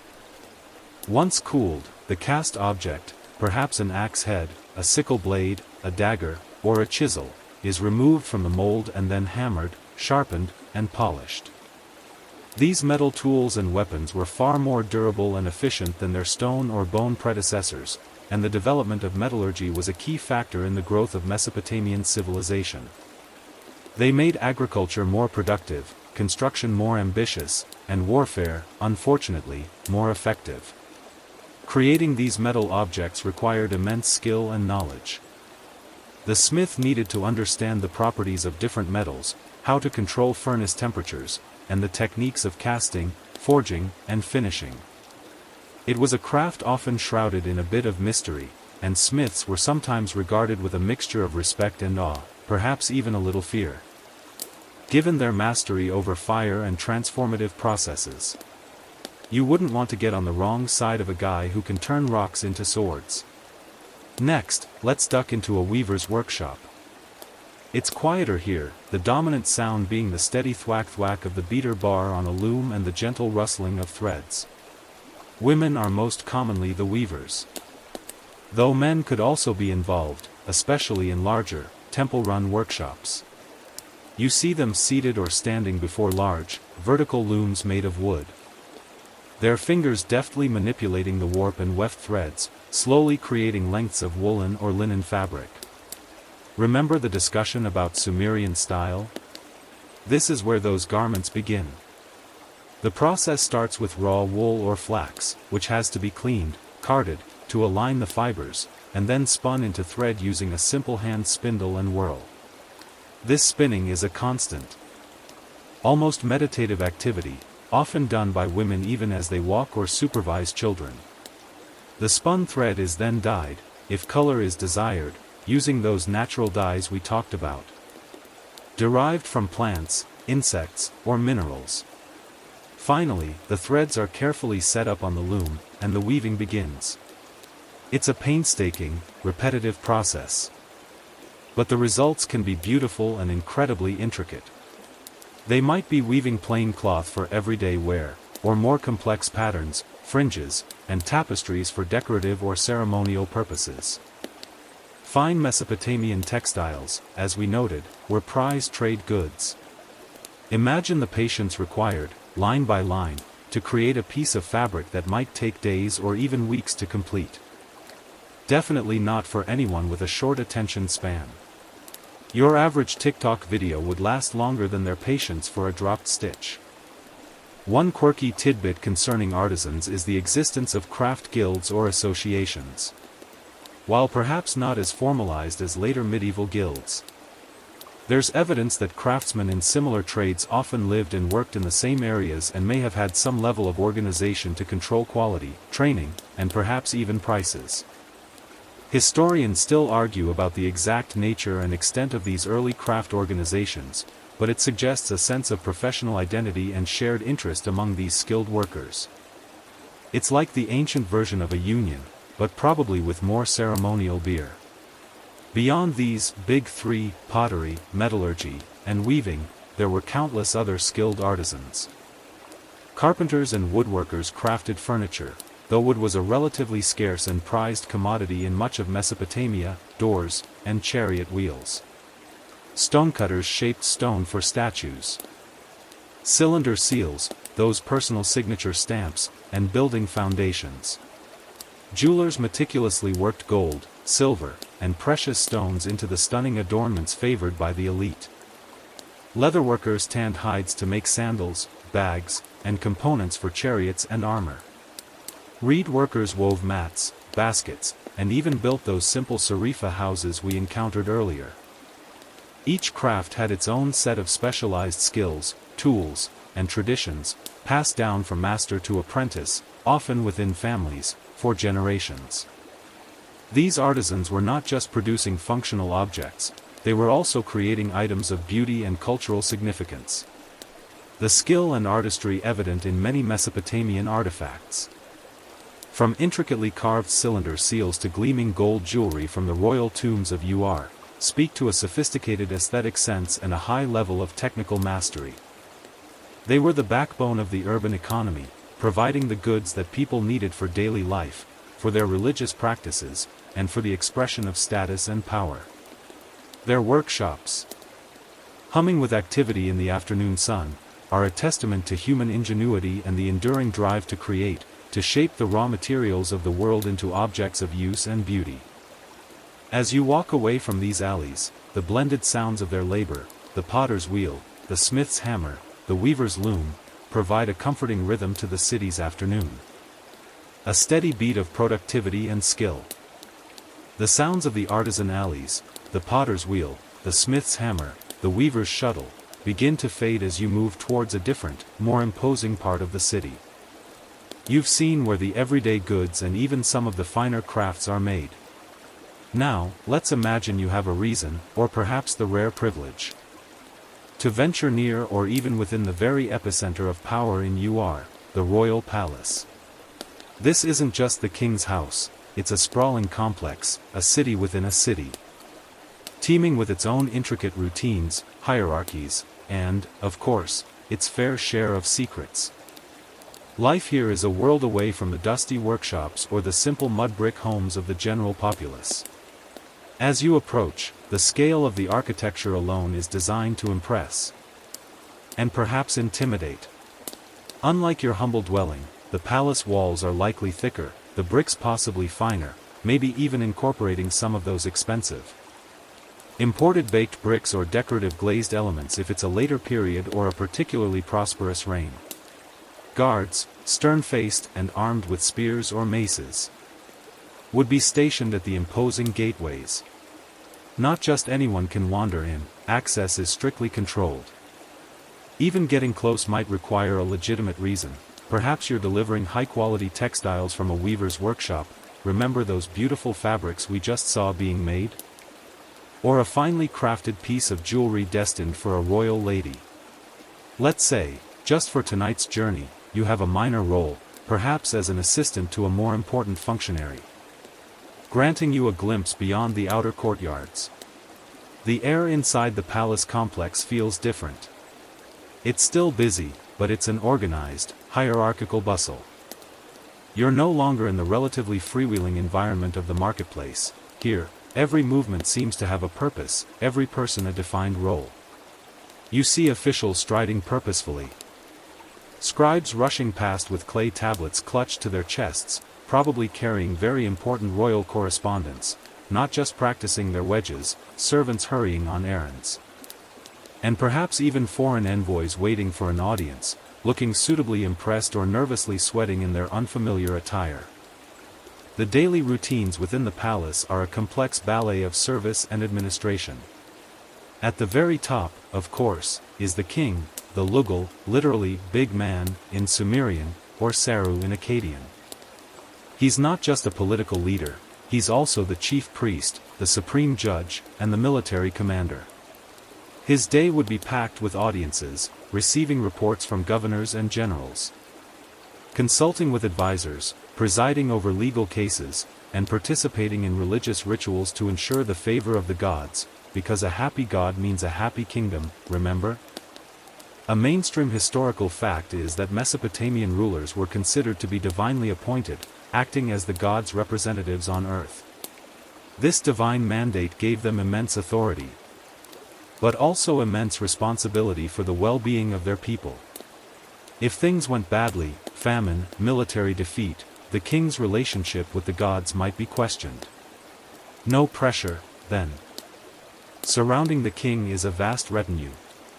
There are high officials, the vizier or chief minister, who manages the day-to-day affairs of the state, the treasurer, overseeing the royal finances, which are considerable, drawn from taxes, tribute, and the produce of royal lands, and various courtiers, advisors, and administrators. Each of these individuals would have their own staff, their own offices within the palace complex, and their own sphere of influence.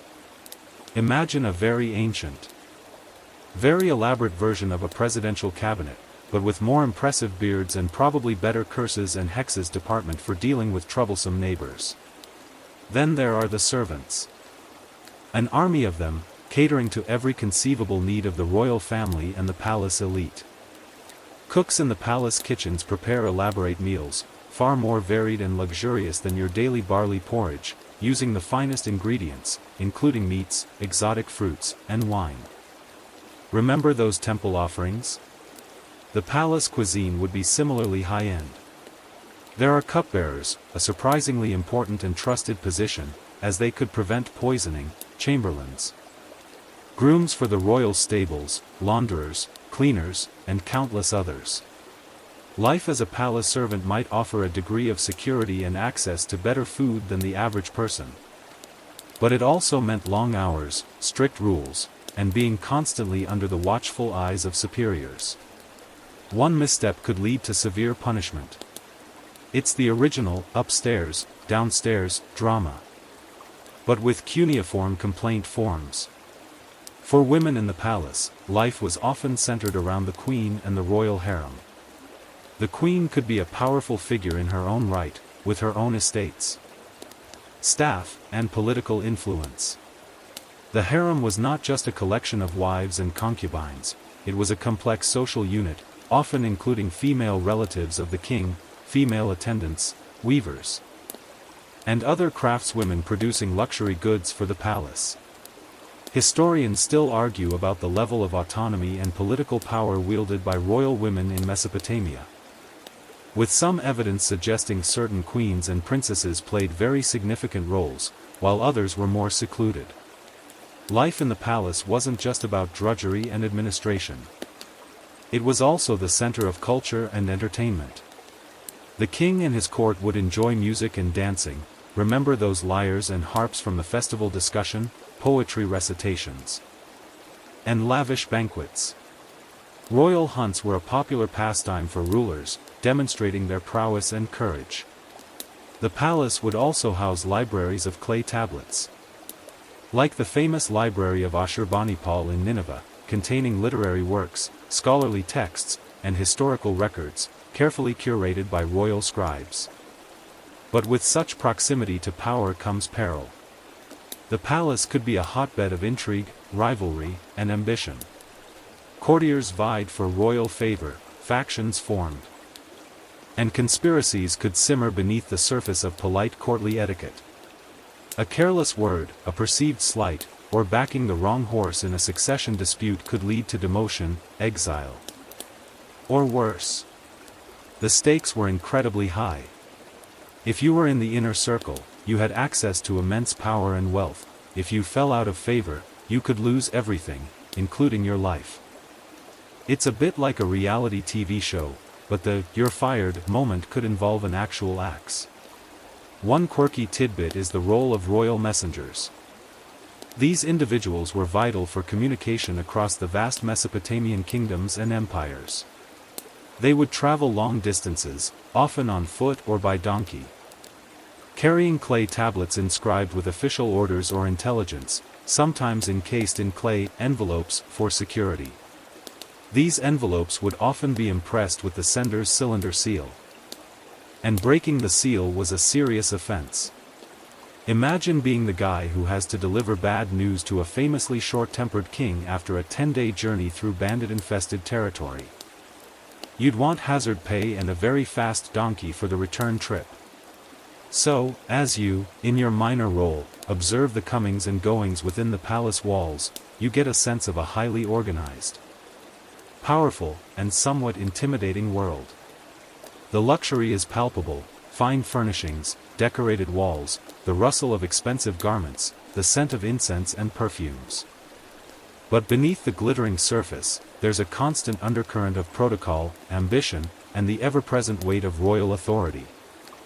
It's a world that sustains the craftsmen whose workshops you just visited, commissioning their finest work, but it's also a world that operates by its own strict rules, where the favor of the king is paramount, and the whispers in the corridors can be as potent as any royal decree. As the afternoon deepens and preparations for the evening's activities begin within the palace, you might feel a slight shiver, a mixture of awe and perhaps a little relief that your own life, while humbler, is probably a good deal less stressful.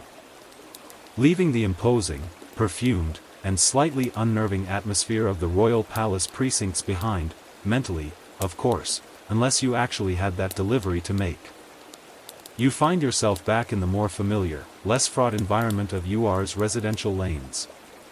The late afternoon sun casts longer shadows now, And while adults are still engaged in their various labors or beginning to think about the evening meal, another distinct sound often fills the air in these less formal spaces: the shouts, laughter, and chants of children.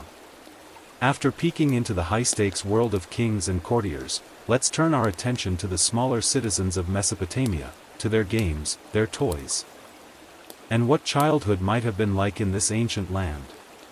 Forget organized playdates scheduled via WhatsApp groups or elaborate electronic toys with blinking lights and annoying jingles. Mesopotamian childhood, especially for those not destined for the grueling life of a scribe at the Aduba, which we've already established was no picnic, was likely a more rough and tumble, imaginative affair, played out in the dusty alleyways, courtyards, and open spaces of the city. You'd see them, gangs of children of various ages, their energy seemingly inexhaustible despite the day's heat having only recently subsided. What kind of games did they play? Well, children are inventive creatures, and many of their games were probably timeless classics that require little more than a bit of space and imagination. Running games like tag, or catch me if you can, were almost certainly popular. What kid doesn't like a good chase? Hide and seek amongst the nooks and crannies of the mud brick houses and narrow streets would have been a natural fit. They might have played hopping games, perhaps with squares scratched into the dirt, a precursor to hopscotch. We find small, knucklebones, astragali, usually from sheep or goats, in archaeological contexts, which were used in games of chance or skill, much like jacks or dice, for millennia across many cultures. Rolling hoops, perhaps made from bent reeds or wood, with a stick to guide them, is another activity depicted in some ancient art and likely enjoyed by Mesopotamian kids. It's the ancient equivalent of a remote-controlled car, but with more cardio involved. Toys were generally simple and often homemade. Clay, being so abundant, was a favorite material. Little hands would shape crude animal figurines, sheep, goats, donkeys, dogs, or small human figures. Archaeologists have found many such simple clay toys, often sun-dried rather than properly fired, suggesting they were made by children themselves or for them with little fuss. Think of them as ancient action figures or dollhouse occupants, ready for whatever adventures a child's mind could conjure. Small wheeled carts or chariots made of clay or wood, pulled along with a string, were also popular, especially for boys, mimicking the adult world of transport and warfare. Girls might have had dolls made of wood, cloth, or clay, perhaps with scraps of fabric for clothes, learning nurturing roles through play. It's a bit like those gendered toy aisles today, but with more mud and fewer choking hazard warnings. Board games were also a feature of Mesopotamian life, enjoyed by adults and likely children too. A mainstream historical fact is the discovery of the royal game of Ur, a beautifully inlaid board game found in the royal tombs of Ur, dating back to around 2600 BCE. While this lavish example was clearly for the elite, simpler versions, perhaps just lines scratched onto a clay tablet or a flat stone, with pebbles or seeds for pieces, would have been accessible to more people. The rules of the royal game of Ur were a mystery for a long time, but thanks to a cuneiform tablet deciphered by British Museum curator Irving Finkel, we now have a good idea of how it was played. It's a race game, a bit like backgammon, involving strategy and luck. Imagine families gathering in the cooler evening to play such a game. The children learning from the adults, a timeless scene of shared leisure. Beyond physical games and toys, storytelling, songs, and riddles would have played a huge part in a child's world. In a largely non-literate society, unless you were one of those scribal prodigies, oral traditions were incredibly strong. Children would learn the myths, legends, and folk tales of their people by listening to older family members or traveling storytellers. They'd learn nursery rhymes, work songs, and simple chants, much like children do today. Historians still argue about the specific content and nature of children's oral literature in Mesopotamia, as much of it wouldn't have been written down. But snippets in proverbs and other texts give us clues that they had a rich verbal playground. What about early education for those not heading to the Adaba? For most children, education was informal and practical, learned by observing and imitating their parents and older siblings. Boys would learn their father's trade, farming, pottery, smithing. Whatever it might be, by starting with simple tasks and gradually taking on more responsibility. Girls would learn domestic skills from their mothers, grinding grain, remember that morning routine? Baking bread, weaving, childcare, and managing a household. These weren't lessons in a classroom, they were hands-on apprenticeships for life. This was essential for the continuation of family livelihoods and societal roles. No career counselors or aptitude tests here, your path was largely set by your birth and gender. Family structures in Mesopotamia were typically patriarchal, with the father as the head of the household. Marriages were often arranged, sometimes when children were quite young. Though the marriage itself wouldn't usually take place until they reached puberty. Large families were generally desired, as children provided labor and support for their parents in old age. Though infant and child mortality rates were tragically high. This stark reality meant that the children who did survive were cherished, even if life was hard. We find touching examples of parental affection in letters and legal texts, and the desire to have children and ensure their well-being was a profound human concern then as it is now. One quirky tidbit related to children is the existence of lullabies. We have surviving examples of Mesopotamian lullabies written on cuneiform tablets. One particularly famous one is a Sumerian lullaby, seemingly sung by a mother to soothe her crying child, promising him nice things to eat and drink, and invoking household spirits to protect him from a house demon that might be causing his distress. It's a poignant reminder of the universal anxieties and tenderness of parenthood, reaching out across 4,000 years. It also makes you wonder what a house demon looked like, and if a lullaby was really enough to see it off. Maybe they needed a tiny clay ghostbuster. So, as the late afternoon sun dips lower, painting the sky in hues of orange and purple, you see these children of their play perhaps winding down as they are called home for the evening meal. Their shouts and laughter are a vital part of the city's soundscape, a reminder of continuity and the future. Their world is one of simple toys, imaginative games, and learning the ways of their family and community. It's a childhood undoubtedly tougher and more constrained by our standards, fraught with more dangers and less individual choice, but also filled with the universal joys of play, belonging, and the slow discovery of the world around them. These little Mesopotamians, with their clay animals and street games, are the next generation who will inherit this ancient land between the rivers. The laughter and chants of children, those timeless sounds we were just immersed in, begin to fade into the background as the day edges closer to evening. You've seen the intimate world of family life, the simple toys, the way children learn and play in the dusty lanes of UR. Now, let's widen our gaze to the lifeblood of this entire civilization. The mighty rivers that define the very landscape and rhythm of existence here, the Tigris and the Euphrates. Mesopotamia, after all, means the land between the rivers. And you can't understand daily life here without understanding the profound, dual role these waterways play, as both incredible blessings and, at times, terrifying burdens. As the late afternoon sun begins its slow descent, painting the sky with those soft, pre-dusk colors, you might find yourself drawn towards the banks of a major canal. Or perhaps even the Euphrates itself if UR's layout allows such a contemplative stroll. The air here is different, cooler, carrying the damp, loamy scent of the water and the vegetation that clings to its edges. You see fishermen in small, curious-looking boats returning with their day's catch, perhaps some of the carp or catfish that might end up in your evening meal if you're earlier bartering at the market. Remember those fish you got for a pot? Hadn't already secured it. These boats are often quite distinctive. While larger wooden vessels existed, especially for trade along the main rivers, many everyday fishing boats and local transport craft were made from reeds. Bundles of reeds were tightly bound together to form graceful, shallow draft boats called kuffas, a type of coracle. Round and basket-like, often waterproofed with bitumen, or longer, canoe-like vessels. They are surprisingly buoyant and maneuverable in the shallows and marshes. Imagine gliding silently through the reed beds in one of these, the water lapping gently against the hull.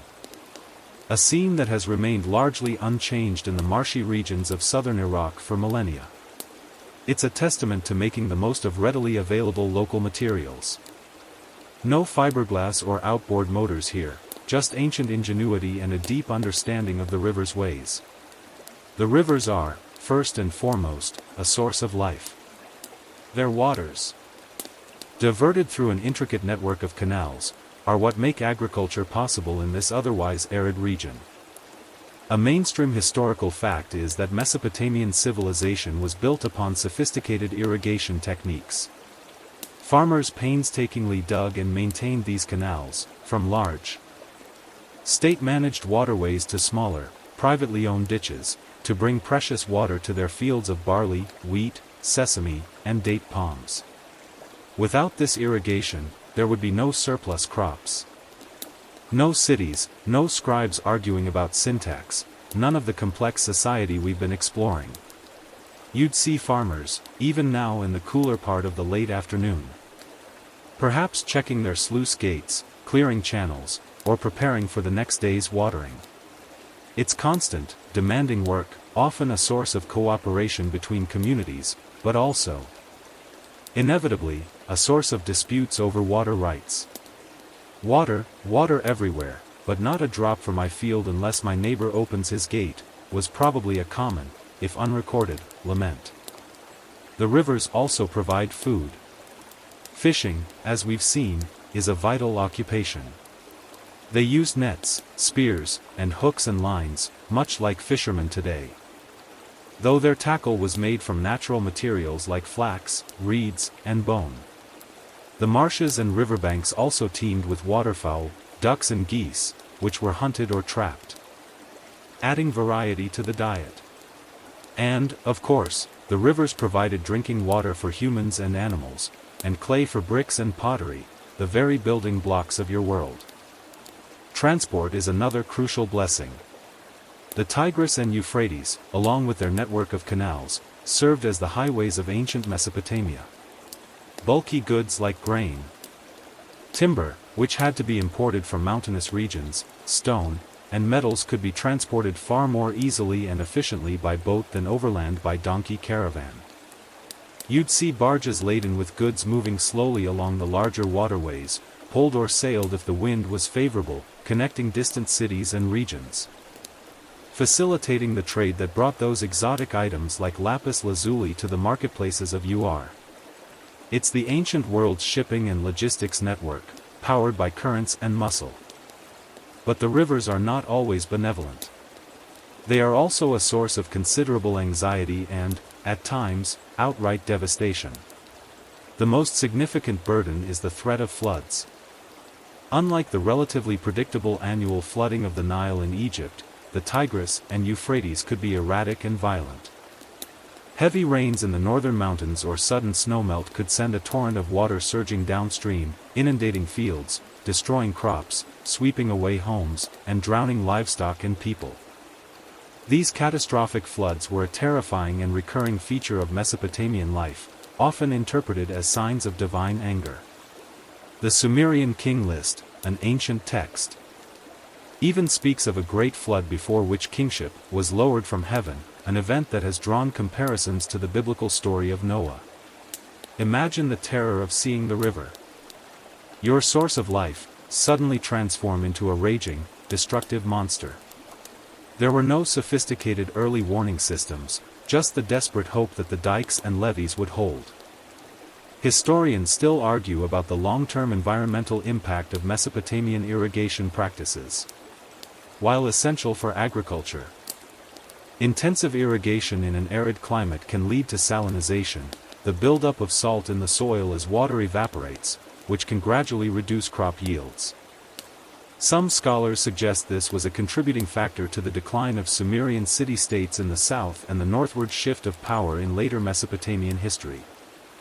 It's a sobering thought that even these ancient innovators might have inadvertently sown the seeds of future problems. A reminder of the delicate balance between human needs and environmental sustainability. And what about hygiene in a world so reliant on, yet also potentially polluted by, these rivers and canals? Well, it was a mixed bag. As we touched upon when you first woke up, washing was part of the daily routine. People would use river or canal water for bathing and laundry. However, these same water sources were also used for waste disposal. No modern sewage systems, remember, irrigation runoff carrying animal waste from fields, and various industrial processes. So, waterborne diseases were likely a constant health challenge. They didn't understand germ theory, but they probably made connections between fouled water and illness. There's evidence of attempts to dig wells for cleaner drinking water, and perhaps some awareness of letting sediment settle out of stored water. Some texts mention soap-like substances made from alkali, from ashes, and oil, used for cleaning textiles and possibly for personal hygiene, though it wouldn't have been the fragrant, lathering soap you're used to. It's probably best not to think too hard about what might have been floating in your bathwater. Ignorance, in this case, might have been a slight, very slight, bliss. One quirky tidbit related to river life is the use of bitumen. This naturally occurring asphalt, which seeps from the ground in various parts of Mesopotamia, modern-day Iraq is still rich in oil, and bitumen was an incredibly useful material. It was used to waterproof boats, like those kuffas, line baskets, seal joints in drains and water channels, and even as an adhesive. It's a sticky, black, versatile substance that played a surprisingly important, if humble, role in many aspects of daily life, helping to manage and utilize the vital water resources. Think of it as the ancient world's duct tape, incredibly handy for all sorts of things. So, as twilight begins to settle over the land, and the stars begin to prick the darkening sky, you stand by the water's edge. The river flows on, a powerful, timeless presence. It has brought abundance to your city, fed its people, carried its commerce. It has also brought sorrow and destruction. It demands respect, constant vigilance, and endless labor. It is the defining feature of your world, a source of both profound blessings and ever-present burdens, shaping not just the physical landscape, but the very mindset and resilience of the people who call Mesopotamia home. The last vestiges of daylight are now surrendering to the deepening velvet of night. You've contemplated the immense power of the Tigris and Euphrates, those twin rivers that both nurture and threaten your world. Now, as true darkness enfolds the city of Ur, a different kind of life begins to stir within its mud brick walls. The labors of the day are mostly done, the tools set aside, the market stalls shuttered. It's time to gather with family, to share the main meal of the day, and perhaps, if you're fortunate, to enjoy some entertainment, a welcome respite and a chance to connect after a long day under the Mesopotamian sun. Welcome to evening in Ur, where feasts can be festive and tunes can be timeless. Back in your home, the small oil lamp, a simple clay dish with a wick, fueled by sesame oil or animal fat, casts flickering shadows on the walls, creating a cozy, if somewhat dim, atmosphere. The hearth, which cooked your breakfast porridge all those hours ago, is likely blazing again, or perhaps an outdoor tanner oven is radiating a comforting warmth as the evening meal is prepared. This isn't the quick, light repast you had at midday. Dinner is typically the most substantial meal. A time for the family to come together and share the fruits of their labor, or their bartering skills at the market. Those fish and onions you acquired are about to have their moment. What's on the menu for this Mesopotamian dinner? Well, it varies greatly depending on your family's wealth and status. For many, it would still be based around those reliable staples, barley, perhaps in the form of thicker bread or savory porridge, and vegetables. But the evening meal is where you might see a bit more variety. Remember those fish you brought home? They might be grilled over the embers, seasoned with a bit of salt and perhaps some herbs found growing wild. Or they could be simmered in a stew with those onions, leeks, and whatever other vegetables are on hand, lentils, chickpeas, or beans, all good sources of protein. A bit of garlic, a highly prized flavoring, might be added if you can get it. If your family is a bit more prosperous, or if it's a special occasion, meat might grace the table. Mutton, sheep, and goat were the most common meats, usually stewed or roasted. Beef was less common and more of a luxury, typically reserved for the wealthy or for temple sacrifices, from which the meat was often redistributed. As we discussed with those divine room service meals. Birds, like ducks and pigeons, could also be roasted or added to stews. These stews, or tu, were a mainstay of Mesopotamian cuisine. Often slow-cooked in clay pots, allowing tougher cuts of meat to become tender and flavors to meld. They'd be scooped up with pieces of flatbread. Forget your forks and knives. Fingers and bread are your primary utensils. It's a messy but satisfying way to eat. One popular dish mentioned in texts involved simmering meat with licorice, which sounds interesting. Perhaps an acquired taste, like some modern culinary experiments I could mention but won't, in the interest of keeping things PG-13. And, of course, there's beer. The evening meal would certainly be accompanied by kvass, that ever-present Mesopotamian brew. Perhaps a slightly better quality for the evening, or maybe just a larger ration after a hard day's work. Wine, made from dates or grapes, though grape wine was more of a luxury, often imported, might also be enjoyed by those who could afford it. Now, if you were dining in the palace, remember that brief, intimidating visit, or in the home of a wealthy merchant or high priest, the evening feast would be a far more elaborate affair. Multiple courses, a greater variety of meats and exotic ingredients, finely crafted serving vessels, and perhaps even professional entertainers. A mainstream historical fact is that Mesopotamian cuisine, at least for the elite, could be quite sophisticated. Cuneiform tablets from the Old Babylonian period, around 1700 BCE, found at Yale University contain what are considered the world's oldest known cooking recipes. Detailing complex dishes with specific ingredients and preparation methods for various meat and vegetable stews.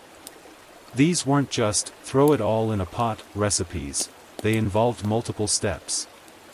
Specific seasonings, and an understanding of how flavors combine. So, they weren't just surviving on barley porridge, some folks were serious foodies. Once the meal is finished, and the last scraps of bread have been used to wipe the clay bowls clean, what then? This is when the festive tunes and storytelling might come into play, especially if it's a special occasion. A religious festival, or simply a night when the mood is right. Music, as we touched upon during our discussion of temple festivals, was not confined to grand public ceremonies.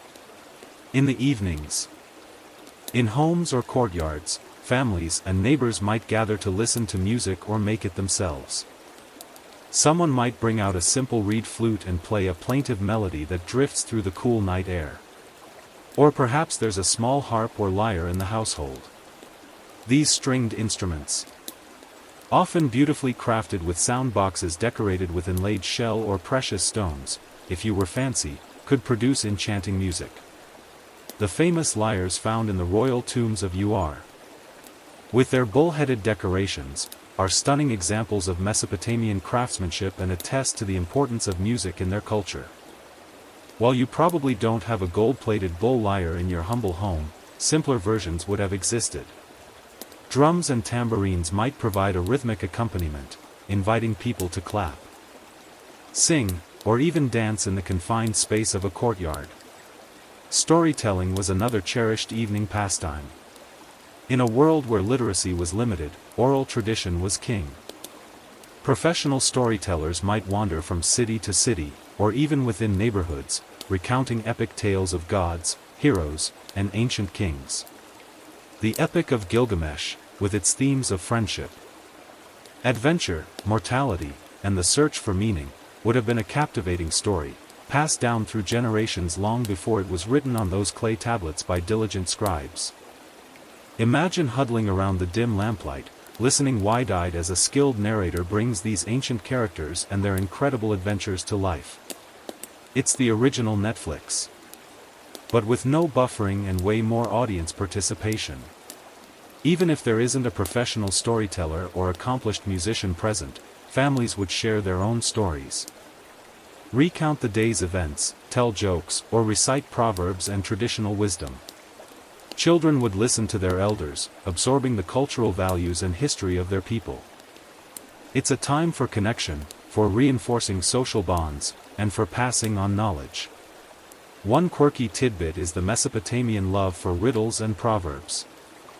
Many have been preserved on cuneiform tablets, and they offer a fascinating glimpse into their way of thinking and their sense of humor. Some riddles are quite clever, while others are, well, let's just say humor doesn't always translate perfectly across millennia. For example, he whose eyes are not open enters it. He whose eyes are wide open comes out of it. What is it? The answer? A fish net. Get it? Yeah, maybe it loses something in translation or without a few mugs of that strong Mesopotamian beer. Historians still argue about the extent to which leisure time, as we understand it, existed for the average Mesopotamian. For many, life was a constant round of hard work. However, these evening gatherings, with their food, music, and stories, provided essential moments of relaxation, joy, and communal solidarity. They were a way to unwind. To forget the burdens of the day, those pesky rivers and demanding gods, and to reaffirm the human connections that made life meaningful. So, as the night deepens, the sounds of music or a storyteller's voice might drift from a nearby home, blending with the chirping of crickets and the distant bark of a dog. Your own family, gathered together after the evening meal, feels a sense of contentment. The day, with its toils and its small triumphs, is drawing to a close. The flickering lamplight, the shared food, the sound of a familiar tune or a well-loved story, these are the simple pleasures that bind you to your loved ones and to the ancient rhythms of life in you are. It's a scene that, in its essential human elements, is not so very different from evenings shared by families across the ages, a comforting thought as you prepare for the eventual embrace of sleep. The last notes of a song played on a simple reed flute, or the final words of an ancient epic whispered by the storyteller, still hang in the warm night air of your Mesopotamian home. You're feeling that pleasant, end-of-day contentment, surrounded by your family, the remnants of the evening meal cleared away, while your everyday attire is practical. As we discussed, those sensible kilts and tunics, what if this evening was a bit more special? Perhaps a neighborhood celebration, a wedding feast nearby, or even just a more festive gathering within your own extended family. How did Mesopotamians spruce themselves up, add a bit of sparkle, and smell a little less like, well, barley and honest labor? Let's delve into the world of Mesopotamian perfumes, paints, and party garb. Even thousands of years ago, people cared about how they looked and smelled, especially on social occasions. It wasn't all just mud bricks and hard work, there was a definite appreciation for beauty and personal adornment. While your average Tuesday night might not call for a full makeover, for those more extra evenings, you'd want to put your best foot and face forward. Let's start with the scents.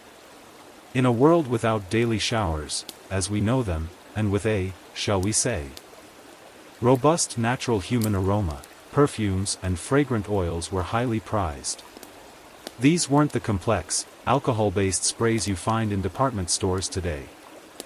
Mesopotamian perfumes were primarily oil-based, created by infusing fats or vegetable oils, like sesame oil, castor oil, or olive oil if imported, with aromatic plant materials.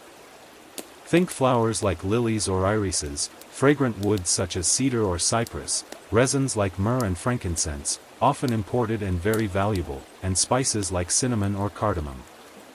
The process of extracting these scents could be quite involved, sometimes using a form of distillation or pressing. The resulting fragrant oils would be applied to the skin and hair. making you smell a whole lot more appealing than your unadorned self. A mainstream historical fact is that Mesopotamians were skilled perfumers. And recipes for making various scented oils have been found on cuneiform tablets. These weren't just for smelling nice, perfumes also had religious and medicinal uses. Often employed in temple rituals or to anoint the sick. Imagine dabbing a bit of cedar-scented oil on your wrists or running a fragrant comb through your hair. It's a little touch of luxury. A way to feel more refined and attractive. For the wealthy, these perfumes could be incredibly exotic and expensive, housed in beautifully crafted containers made of alabaster, faience, a type of glazed ceramic, or even precious metal. For the average person, it might be a simpler, locally produced scented oil, but the desire to smell good is pretty universal. It's funny how, even millennia ago, people were trying to find a signature scent. Probably less essence of teen spirit and more eau de Euphrates bloom. Now, let's talk about paints.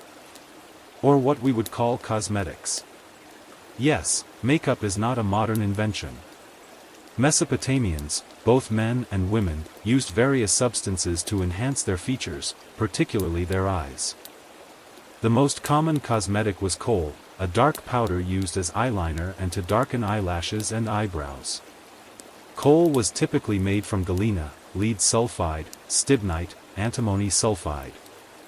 Or soot, from lamps or burnt almonds, ground into a fine powder and then mixed with a bit of oil or animal fat to make a paste. It was applied with a small stick or applicator, often made of wood, bone, or ivory. This dark eyeliner wasn't just for beauty, it was also believed to have protective qualities, warding off eye infections and the dreaded evil eye. It also helped reduce the glare of the bright Mesopotamian sun, a bit like ancient sunglasses built right into your face. So, that dramatic, heavily lined eye look you see in ancient Egyptian and Mesopotamian art? Totally intentional, and multi-purpose. Beyond kohl, other pigments were used. Green eye paint, made from malachite, a copper carbonate mineral, was also popular. For the lips and cheeks, red ochre, a naturally occurring iron oxide clay, could provide a reddish tint. White powders, perhaps made from gypsum or chalk, might have been used to lighten the complexion or as a base. These cosmetics would be stored in small pots, shells, or containers. And applying them would have been a familiar ritual before an important social gathering. It's a bit like your modern makeup routine, just with slightly more lead and fewer YouTube tutorials to guide you. One quirky tidbit is that some Mesopotamian cosmetic containers were quite elaborate, sometimes shaped like animals or with intricate carvings. It suggests that the tools and containers for beauty were themselves considered objects of art and status. You wouldn't just keep your fancy kohl in any old pot, it deserved a special home. Historians still argue about the exact recipes and range of cosmetics used, as direct archaeological evidence of the substances themselves can be rare, but artistic depictions and textual references provide strong clues. So, you've got your fragrant oils on.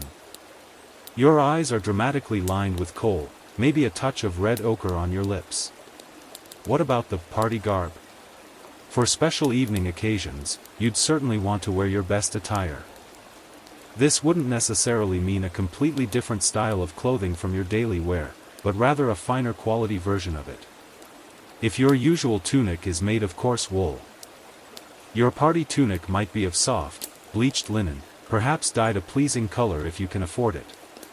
Fringes, embroidery, and decorative woven borders would add a touch of elegance. We saw those skilled weavers back in section 8, this is where their more elaborate creations would shine. Remember the kaunakes, that fleecy or tufted garment? That might have been considered special occasion wear, especially in earlier periods. In later Assyrian and Babylonian times, long, flowing robes with intricate patterns and rich colors became fashionable for the elite. These garments would be draped and pinned in elegant ways, perhaps with a decorative belt or sash to cinch the waist. It's all about looking a bit more put together, a bit more prosperous, and showing respect for your hosts and the occasion. No showing up to a wedding feast in your equivalent of sweatpants, thank you very much. Jewelry, of course, played a huge role in dressing up.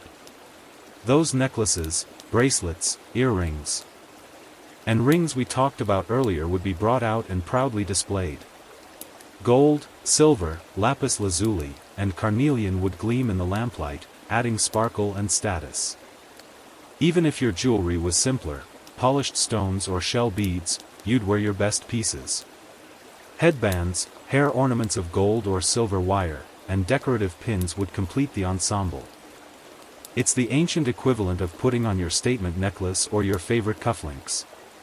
Hairstyles, already important as we discussed, would receive extra attention. If you were a man with a long beard, it would be meticulously groomed and perhaps scented. Women might arrange their hair in more elaborate braids or updos, possibly incorporating fresh flowers or ribbons. A well-coiffed head was a sign of good grooming and sophistication. So, imagine yourself now, ready for this special evening. You're smelling faintly of cedar and myrrh, your eyes are alluringly defined with kohl, and you're wearing your finest, cleanest linen garment, adorned with whatever jewelry you possess. You feel good. You look good, by ancient Mesopotamian standards, at least.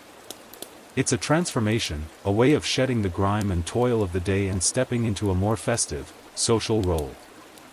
These rituals of adornment, however simple or elaborate, are about more than just vanity, they are about self-expression, social signaling, and participating in the communal joy of a shared celebration. As you step out into the evening, ready to join the festivities, you carry with you not just your own personal charm, but also the ancient human desire to connect, to celebrate, and to look your best while doing it. Stepping out into the Mesopotamian night, perhaps after enjoying that festive gathering we imagined. Adorned in your finest, or at least cleanest, attire and subtly scented with those ancient perfumes, you'd inevitably be struck by the sheer magnificence of the sky above. Away from the flickering oil lamps of the houses and the occasional torchlight in a main thoroughfare, the darkness is profound. And in that darkness, the stars don't just twinkle, they blaze. They seem close enough to touch, scattered like diamond dust across an immense black canvas. In a world without our modern light pollution, the night sky was a daily spectacle, a source of wonder. And, for the Mesopotamians, a vital source of information and divine communication.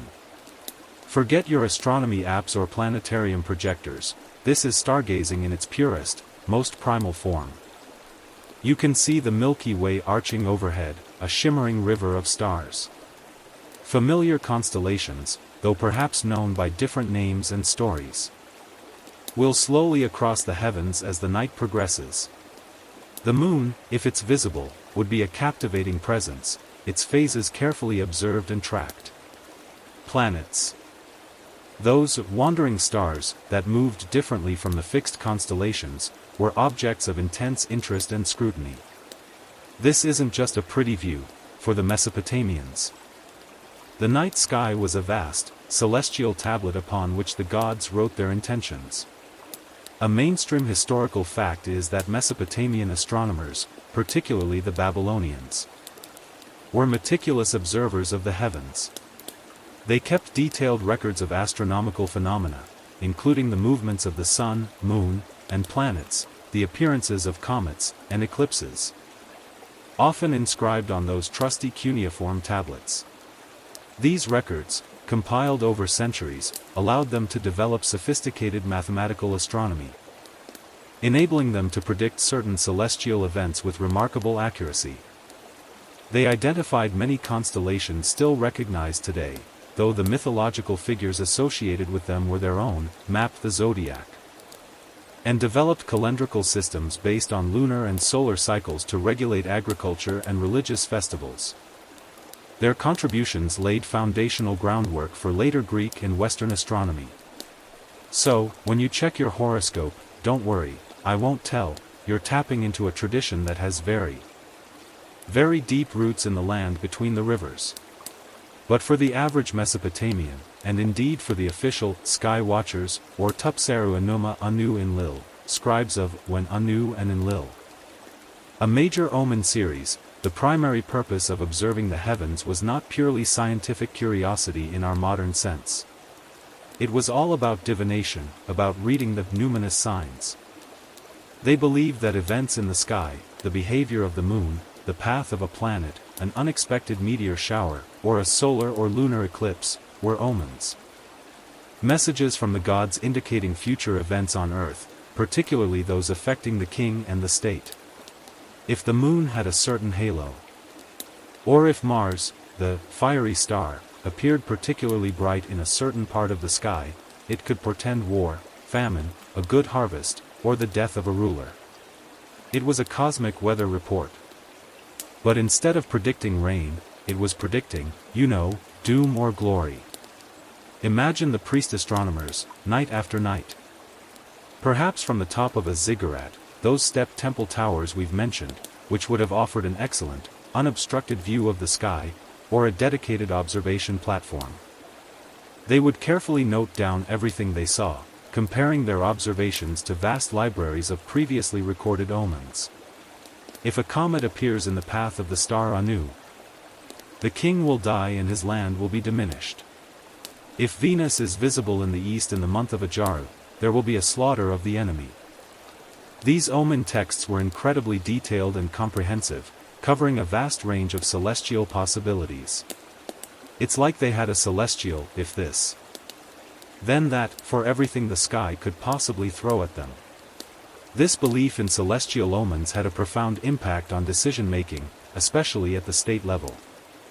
Kings would anxiously await reports from their astronomers. A particularly ominous celestial event could lead to the postponement of a military campaign.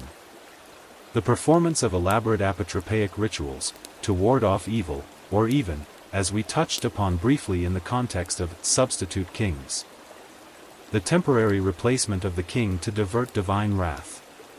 Historians still argue about the degree to which these omens dictated policy versus being used to legitimize decisions already made. But their perceived importance is undeniable. It's a heavy responsibility, being a royal astronomer, get your forecast wrong, and it's not just egg on your face. It could be a national disaster, or at least, you'd be blamed for it. What about the common person, like you, standing there in the cool night air, gazing upwards? While you might not be privy to the complex interpretations of the state astronomers, you too would have an awareness of the sky's significance. Folk beliefs about lucky and unlucky days, the meanings of certain stars, or the phases of the moon would have been widespread. The moon, in particular, associated with the god Nana/Sin in Ur, was a powerful and visible regulator of time and life. Its waxing and waning were a constant reminder of cycles of growth, decay, and renewal. You might offer a small prayer to a particular star or constellation known to be benevolent, or feel a shiver of apprehension if you saw something unusual or unsettling in the night sky. One quirky tidbit is that the Mesopotamians associated various gods with specific planets. For example, Jupiter was often identified with Marduk, the chief god of Babylon, Venus with Ishtar, Inanna, goddess of love and war, Mars with Nergal, god of plague and the underworld, Mercury with Nabu, god of wisdom and writing, and Saturn with Ninurta, a god of war and agriculture. These associations imbued the movements of the planets with divine personality and intent, making their celestial dance a drama of cosmic proportions. It's like watching a slow-motion soap opera played out by deities across the heavens. Oh look, Ishtar is getting a bit too close to Nergal tonight, that can't be good for international relations. The Mesopotamian understanding of the cosmos was, naturally, geocentric. The Earth was seen as a flat disk, floating in a vast freshwater ocean, with the heavens as a solid dome or series of domes above it, beyond which resided the gods in their celestial palaces. The stars were thought to be fixed to these heavenly vaults, while the sun, moon, and planets moved in prescribed paths. They had elaborate creation myths, like the Enuma Elish, which described how the universe and the order of the cosmos were established through divine battles and acts of creation. This worldview provided a framework for understanding their place in the universe, with humanity situated between the earthly realm and the powerful, often inscrutable, domain of the gods above. So, as you stand there, beneath the immensity of the Mesopotamian night sky, you are not just an idle observer. You are part of a culture that looked to the heavens for meaning, for guidance, and for warnings. The stars are not just distant balls of fire, they are the script of the gods, a source of constant fascination and sometimes, profound dread. The silence of the night is broken only by the soft rustling of wind in the reeds by the distant river, or the occasional chirp of a cricket. The air is cool and clear. It's a moment for reflection. Perhaps a little awe, as you contemplate your own small existence under this vast, star-dusted canopy, a canopy that has watched over your ancestors and will watch over your descendants. It's silent. Twinkling pronouncements shaping the destiny of kings and commoners alike. The vast, star-strewn Mesopotamian sky, with its divine messages and silent grandeur, has held your gaze. But now, a deep weariness, born from a long day of toils, trades, and perhaps even a bit of festive adornment, begins to settle over you. The city of Ur is truly quiet now, save for the occasional night sounds, the hoot of an owl, the distant howl of a desert dog, or the soft murmur of a family settling down next door. It's time to retreat from the immensity of the cosmos and prepare for the more intimate journey into slumber and the mysterious realm of dreamscapes. Back inside your mud brick home. The single oil lamp, which casts such lively shadows during your evening meal and storytelling, is probably burning low. Fuel is precious, and it won't be left to gutter all night. Your family begins the simple rituals of preparing for bed. There's no elaborate routine of brushing teeth with mint-flavored paste or scrolling through social media for one last dopamine hit. Instead, it's likely a final drink of water from the clay jar, a last check on any sleeping children, and perhaps a quiet word or two as the household winds down. Your sleeping arrangements are much as they were when you first awoke in Section 1, a reed mat on the packed earth floor. If it's a particularly hot night, and your family is fortunate enough to have a sturdy, accessible flat roof, you might choose to sleep up there, under the open sky, where any slight breeze offers relief. Remember those panoramic views of the cosmos we just discussed? Imagine that being your bedroom ceiling. Of course.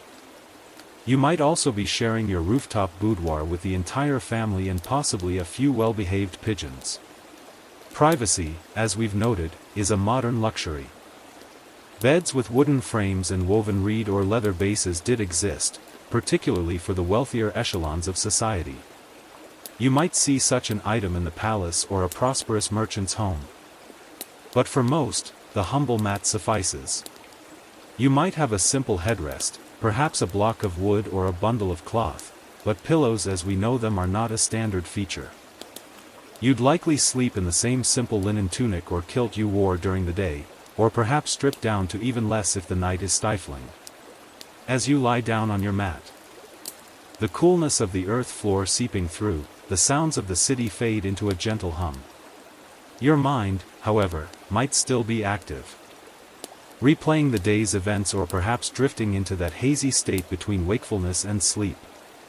And it is in this state that you might begin to anticipate, or even worry about, your dreams. Because in ancient Mesopotamia, dreams were not just random neurological firings, they were considered highly significant. A mainstream historical fact is that Mesopotamians took dreams very seriously, viewing them as messages from the gods, omens of future events, or even visitations from spirits of the dead.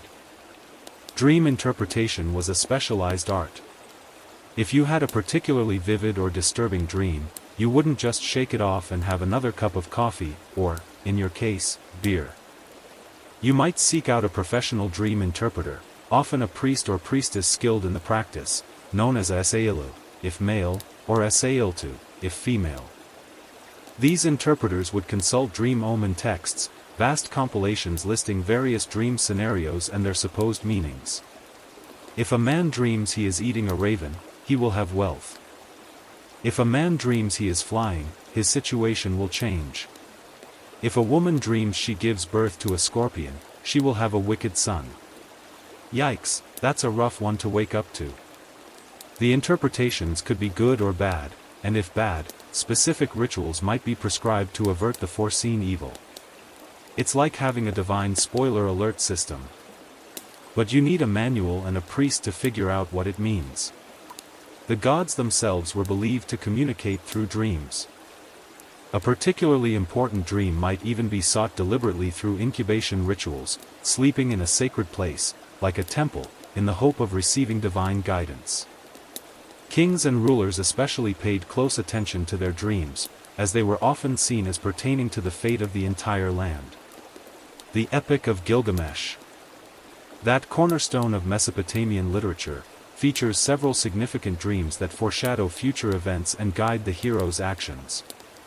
So, as you drift off, you might find yourself hoping for good dreams, for messages of prosperity and health, or perhaps just for a peaceful, undisturbed night. The content of your dreams would be shaped by your daily experiences, your anxieties, your hopes. You might dream of bountiful harvests, successful trades in the marketplace, or perhaps the terrifying roar of a flooding river. You might even dream of the gods themselves, majestic and awe-inspiring, or perhaps a bit grumpy if you forgot that extra offering. Historians still argue about the psychological versus purely divinatory understanding of dreams in Mesopotamia. While the emphasis was certainly on their predictive nature, there seems to have been some awareness that dreams could also reflect an individual's emotional state or unresolved issues. It's a complex interplay that scholars continue to explore. One quirky tidbit is that there were even rituals to send a dream to someone else, or to protect oneself from bad dreams sent by an enemy. This suggests a belief that dreams could be actively manipulated or used as a form of psychic attack. So, if you had a particularly annoying neighbor, you couldn't just egg their house.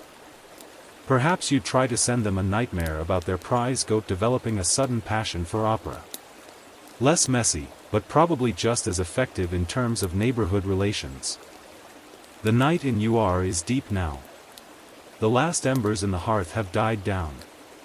The city sleeps, a collective sigh of humanity at rest. Your breathing deepens, your body relaxes into the mat. The boundary between the waking world and the dreamscape begins to blur. You are entering a realm where the gods might whisper secrets, where the future might be glimpsed in symbolic flashes, or where your mind simply processes the myriad impressions of another day lived in this ancient, vibrant land. As your consciousness surrenders to the embrace of sleep, you become another sleeping form in a city of sleepers, all bound together by the shared human need for rest and renewal. Tomorrow will bring its own challenges, its own labors, its own small joys.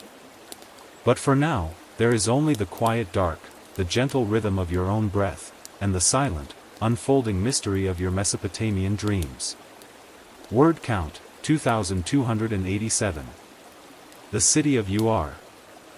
And indeed the whole of Mesopotamia, now lies quiet under the vast, starlit canopy that has witnessed so much of its history. You've walked its dusty streets, tasted its hearty bread and beer, haggled in its bustling markets, and felt the spiritual pulse that throbbed from its towering ziggurats. You've glimpsed the artistry of its craftsmen, the complexities of its palace life, the simple joys of its children, and the ever-present influence of its life-giving, life-threatening rivers. You've adorned yourself for festive evenings and pondered the celestial messages whispered by the night sky. Now, as our journey through a day in ancient Mesopotamia gently comes to a close, allow the images to soften, the sounds to fade. Let the concerns of barley harvests and divine omens recede like the tide on the river flats. Feel the deep, restorative peace of this ancient night settling around you, a quietude earned after a long day's immersion in a world so distant, yet so fundamentally human. There are no more tasks to complete, no more rituals to observe, only the profound stillness that precedes a new dawn. The clay tablets hold their secrets for another day, the artisan's tools lie silent, and even the gods seem to rest. Let the gentle cadence of this story lull you further into tranquility, carrying you toward your own peaceful dreamscape, far from the land between the rivers. Into the quiet sanctuary of your own slumber.